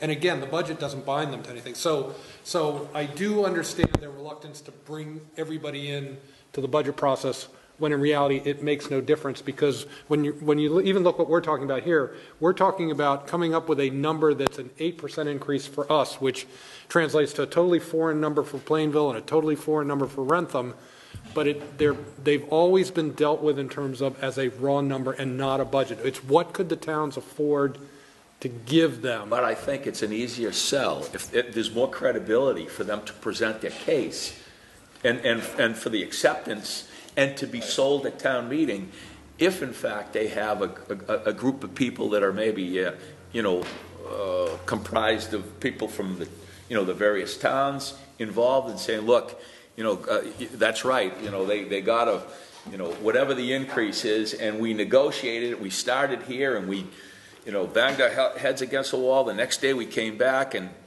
we were able to do this. I think it's going to have more credibility if they've got more involvement or there's more oversight. I think there needs to be more oversight. But I support the 8%, and I guess we're going to see where that falls. But I think we have to take the leadership role in that. Right, because otherwise it sounds like a completely hopeless cause. I don't, if the budget doesn't mean anything and we have to wait for towns to say, well, I'm going to give you 8% this year, or 10% or 7%, and the school sits back and says, okay, well, we'll just wait until the town figures out how much money they can give us, and then, but in the meantime, we're going to make this scenario seem very bleak every single year that, we cut all the sports programs from the school. That's a new one. That's a little bit more bleak than usual. Yeah. I mean, the hockey. That's an 8% increase. Well, I chuckled because my daughter went to the meeting Monday night. I couldn't go, and she came home and she said, "Oh, we have no more sports terrible programs. In math, very good in other things, but terrible in math." And she said, "Mom, how come Norfolk has to pay for everything?"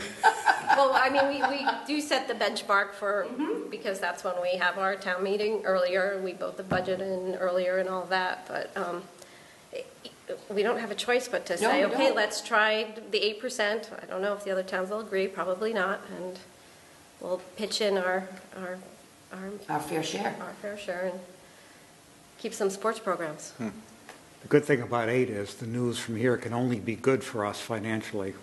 Yeah. Right? We're at the worst conceivable case financially for the town. But we have to be involved earlier, or something has to. I don't Oversight know. Earlier. You're right. Yeah.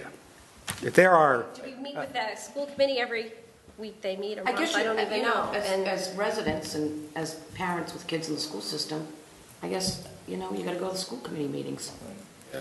Yeah, remember their budget is released in February, so the prep work starts way before anything. In the fall. And unfortunately it's too early. It's ridiculous because they have nothing to work with. But the process dictates that so we're kind of like we don't really need to be doing a lot right now while they're crunching to get to their budget.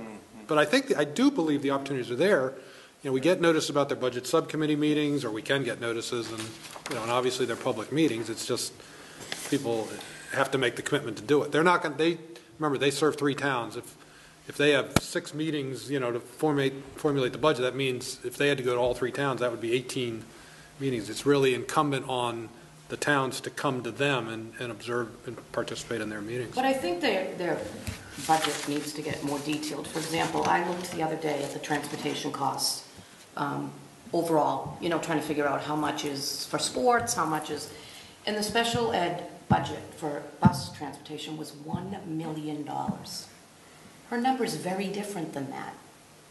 And that's what's in our budget. So that's, I think, what gives people, what just sends you to the moon, because you see numbers like that and you think, are all of them, and maybe, I'm sure most of them are not like that, but it's very frustrating. Arlie, you had a point? So let's just imagine we went with 8%, just to pick a number. The motion is to approve a budget, which has the thing that I find objectionable, which is the $100,000 of draw, admittedly created to be that way. But we could, alternatively, I wonder if we couldn't say, well, look, there's another budget that does more or less the same thing and does it, keeps it all kind of in the operating budget, and we say, well, let's drop the 25,000 increase in snow and ice because somehow we've managed to get by with that, and that's never so big. Let's chop the $50,000 out of the advisory committee because, we kind of don't think the 8% is really going to happen anyway, and so we'll get that back maybe, or maybe there's a transfer. And my gut tells me that we don't have 425, we got 450,000 in new growth. Or maybe those two guys that we're hiring So yours is a little, you're proposing a little better optics. With very little pain, because I agree with you. We haven't spent since we bumped it to 50, we've come nowhere near spending 50 in the advisory board reserve fund. And we did it 3 years ago when things were incredibly tight. Now, it's still tight, but it's not like, so. But there you're doing could be another way to get to. Otherwise, that 50 is just going into free cash. Right. Changing the budget, you're really not doing anything because that money, the advisory board money, is pretty well protected by the 9 members here. So it's, it's going to get into free cash. Right. So it's really, emergency. You're really kind of funding from the same source. But given where we are, you're taking a long road to do something that we can do like that in October. Well, except I think the optics are superior, and that has value. But also the vote is simpler. The vote is simpler, I believe. Although I think maybe the transfer notion is intriguing. Right. But remember, we have what is easily $1 million. There's at least $1 million worth of shortfalls in capital spending, right? And I'm prepared to entertain at least the other notion that KP has been underfunded for the last decade, and so should really have been growing at 8%, not 7%. But set that aside. We really have to anticipate that, at some point we're actually going to have to spend a little bit more money on the roads. We're going to have to buy a new dump truck or something. All these budgets that I used to spend a little bit of time on, and the notion was, well, gosh, we've set money aside for that. So if we slip it out for operating, then I fear the notion of setting aside money for capital and police cruisers and all that good stuff is lost. Well, this money was not set aside for capital. No, this money was set aside for reserve. Set aside. It was, you can argue stabilization. The original intent of stabilization was that it was a fund designed to appropriate money the same way you would borrow money. It was historically a capital reserve. If that were the intent, but it's not how then it's functioning. I would not have second thoughts about locking up $500,000 in one chunk.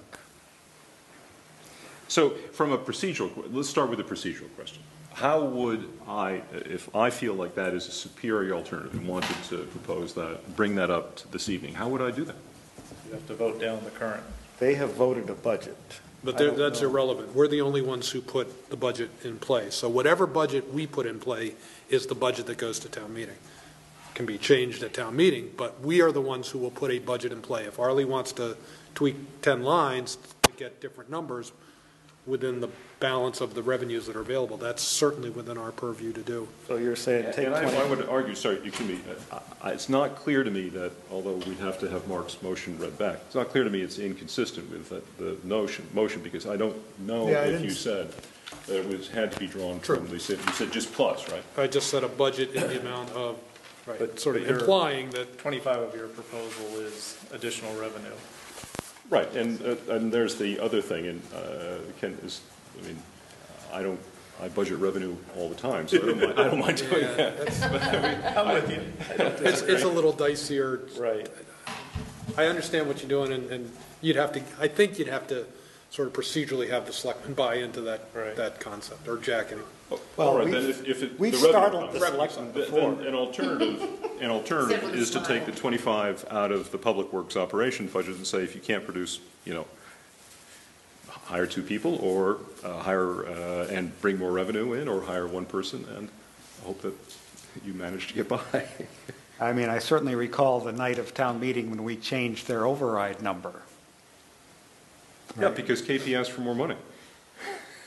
No, remember my first year on the advisory committee, they had an override for 800,000 or something, and we chopped it to 400 or something, and they didn't, without their knowledge. It was a yeah. But you're going to read the budget motion line by line. Right. So what you read as chairman of the advisory board, which has been adopted by the advisory board, that is a motion. Just like every other motion we make on every article, you have to make a motion that is the town's budget. So whatever detailed line items you present, and it's only an expenditure budget, whatever detailed line items you present, that's what town meeting has to deal with, unless somebody wants to stand up and amend it and say, instead of, I want 50,000 more in fire and 50,000 less in the elementary school. I mean, you're putting every line item in play. Right. Just so we absolutely have the right to move these expenditures wherever we want to move them. All right, I'll find the 25 in the expenditures. I'll find it out of Public Works and pull it there. Well, it sounds more like you want to move 90. No. He just wants to not have to have a source of funding be the stabilization fund. Exactly. I'm okay with the number that we painfully added up to be. Right, but that's 97,000. Right, he wants to take out 97. He has to find 97 from other expenditure line items here to give to the. You can't do that at this point, though. I mean, you can't do that to Jack at this point and tell him, he's going to... Oh, yes, he can. Well, you can, but I mean, it makes it very difficult. We can.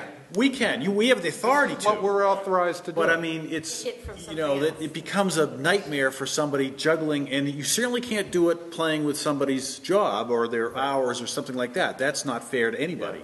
So... I got to say, I don't like this idea. I would rather we just go ahead and then we'll just put the $100,000 back in the fall because we'll have it. I don't think we're riding a barrel over Niagara Falls here. It's not that big a conceptual leap as far as I'm concerned. It is nevertheless completely achievable, and the fact that there's $25,000 more of snow and ice at this point in time, when we've just cut 33 from the elementary school, strikes me as an amazing prioritization. Thank you. I mean, if your intent is to replace it when you have the cash, then I don't, I mean, we know we're going to have to come up with the $25,000 for snow and ice, whether we put it in the budget or whether we... I mean, I'm a little bit with Rick. I mean, I like your idea, Arlie. I think it simplifies things a lot, so I'm a little surprised that was the path they went down. But I kind of overall, I do think Jack's usually got these things thought through, and if he thinks that's the best approach, I'd be more inclined to stick with it.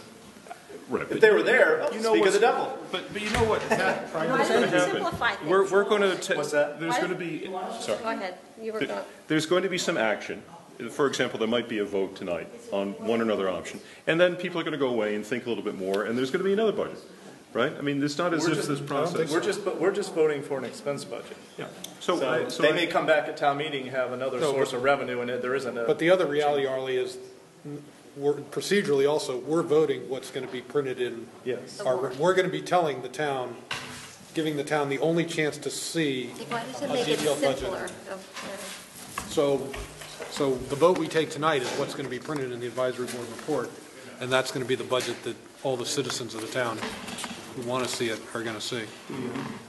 The complexity, Lisa, that at least I consider a complexity is you have to move money out of the stabilization fund with a 2/3 vote, as opposed to just a general transfer majority. As a majority just on the general budget. So you've got $100K at risk when we get to town meeting that the town can say, I don't want to take money out of the stabilization fund. Now you could plug it because we've got more free cash than they're using here. We take up almost all of it, but I'm sure we will have more. I don't know why they didn't do that. Again, it would have been simpler. Yeah. I'm almost always on the whatever's the simplest and easiest to explain is the way to go. Sorry. I think the suggestion made earlier was that we transfer it out prior to the approval of the budget, right? Yes. But now it can't be done. No, there's a transfer article, but you can't transfer to free cash. That's not a source of money that can be transfer to. There's only very set ways that free cash gets certified, and it's additional revenues above what you budgeted, you could transfer and unexpended, you can't transfer into free cash. From the stabilization? No? So Okay. You could only transfer a specific line item that then didn't get expended. Gotcha. So it would be certified to Yeah, yeah, next year's. It doesn't yeah, help you yeah, with yeah. this. Free cash, that you just, if you have more free cash than whatever is already built in the budget, then just appropriate out of free cash. So free cash by definition is simply what's left over. It's not something you move money And more to. importantly, it's a number that has to be certified. It only comes into existence when it's certified by the state. That's why you can't transfer into it and expand it that way. It only exists at one point in time when the state says it exists, and for a year, it exists only in that amount. You can draw it down, you can appropriate out of it, but you can't add into it. Okay, so procedurally, are we proceeding like we do at town meeting? Does Arlie move to amend the motion, and then we vote on the amendment to the motion, and then vote on the original motion? How do we get our way from? I think we should find out how dedicated to this issue Harley is. The great scheme of thing, $100,000 is not enough money to stake out the high ground on. It's fairly small. It's just that it could be done better, and I don't see why it's not. But I do agree with you on that point, at least. It does seem like, you tweak the anticipated revenues a little bit, the 25 from snow and ice. Perhaps someone anticipates. Sorry, Pat, go ahead. Sorry. I'm just saying, I'm a little less willing to part with our 50 grand simply because we had some pretty heavy payments out of, the disability claim that came up a couple of years ago. So it can disappear in a big hurry. Sure. Yeah, it could conceivably constrain. That's a mighty small contingency for a mighty big budget. I've noticed the lack of enthusiasm. I think not only do I have the morally high ground, but I'm simpler in this suggestion. But if you choose the moral low ground and the more complex option, I can only Don't let so Harley much. write this article. Don't let him do the write-up on this one. That morally low ground thing, that's really going to get a lot of market day. That's right. I acknowledge my moral inferiority, but I still think we ought to do it the selectmen's way. Well, all right, that's... So It was a very good discussion. it's moved and seconded. Arlie, I don't know how we would proceed. He if would you move wanted to amend proceed. the motion. Okay, so it would He just be wants. like a town Just like meeting town kind meeting, of thing, right? So I think you need to make a decision as to whether you truly want to make a motion To amend. to And then amend he the has to get a existing second. motion, or whether we should go ahead and just vote. I guess you could always ask for reconsideration, too. Just in the interest of maintaining the moral high ground, do you suppose someone is thinking that at town meeting the $25,000 that was put into snow and ice will be put back into the elementary school budget? I doubt it. Well, You mean some among the that selectmen? issue could be planted with anybody sitting in the audience who has the right to make such a motion. Arlie, do you think that the selectmen maybe had it in the back of their minds when they did that? I think We've they been would trying have to get this simply. for 100 years when it was really needed and there was actually some notion of fitting in. And suddenly it appears today. I like to think of this as my going away present. That $25,000 I'm sorry. snow and ice. We're finally I making wanted progress. 350 and I'm getting 125. Somebody threw me a crumb. On the way out. 25 years and I get $25,000 grand per year. That's right. Think of it that way. Whoever takes up Mark's torch when they leave. I'm completely convinced, in light of that 25-year gift recognition of service, I think this budget represents a perfection we are not going to do any better than this evening. Oh, yeah. To your comment, I think if the idea had been to put the $25,000 to the school, it would have been much simpler to simply do that. There's certainly nothing to be gained by doing that in a circuitous Well, it sounds to me that even though they didn't realize they had been taken to 4%, the schools had agreed that 3.65% was okay. I didn't quite grasp all that. Why there was concern about 4%, I didn't right, get we went to either. 3, but they were sort of okay if they had to. I think it's just that they, too, like us, saw the budget for the first time. Arlie? Sorry? You're right. It is perfect. It is perfect. Sorry. We have another article. You are buying it. That 3.65 discussion had Buy taken you a place martini. earlier. So it was not, Oh, for anything. it was the 4 that was a surprise, not the 3.65. I'm not going to offer any, Okay. anything more. But So we have a motion in play that's been seconded. Have we, any further discussion on it? Anybody else have anything else they want to say about it? All right, if not, then it's time for a vote. All in favor of approving the motion made by, who made the motion? Mark made the motion. The budget amount plus the 98,000. All in favor of that motion, say aye. Aye. Aye. Any opposed? Is astonishingly unanimous. Hooray. So what's Now, this we're not new done. article you talked about? New article, huh? Next time. It's not, it was on, and then town council, we thought, said we could take it off and wait till fall, and now they put it back, made us put it back on. Yeah, the article, new article, Article 27. What is heating? I think maybe an alarm door or something. Alarm door. Article 27, added sometime within the last couple of days. Apparently, there's some technical process whereby the selectmen have to do something to the titles of these, of the affordable housing lots at Gump's Farm. And this article addresses that technicality, whatever the heck it is. That's a very technical explanation. Jack, do you know anything about what this article accomplishes? You said it very well. I make a motion to accept Article 27. As a motion to approve Article 27? Yes? Okay. Was there a second? Yeah. Okay. We have a second. Moved and seconded that we approve Article 27, newly added. Is there any discussion? Charlie, I still see you still reading intently. Just trying to discharge my responsibility. There we go. Housekeeping. No. No. Certainly, anybody that wants time to read it. What was that, Jack? No problem. Sorry.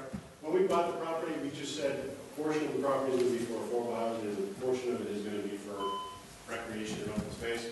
This just designates what that Which is which? affordable housing space is and the fact that we're going to sell it further. Okay. You did have a better explanation. I did. It's late. All righty. We have a motion and a second. Any further discussion? Hearing none, all in favor, say aye. Aye.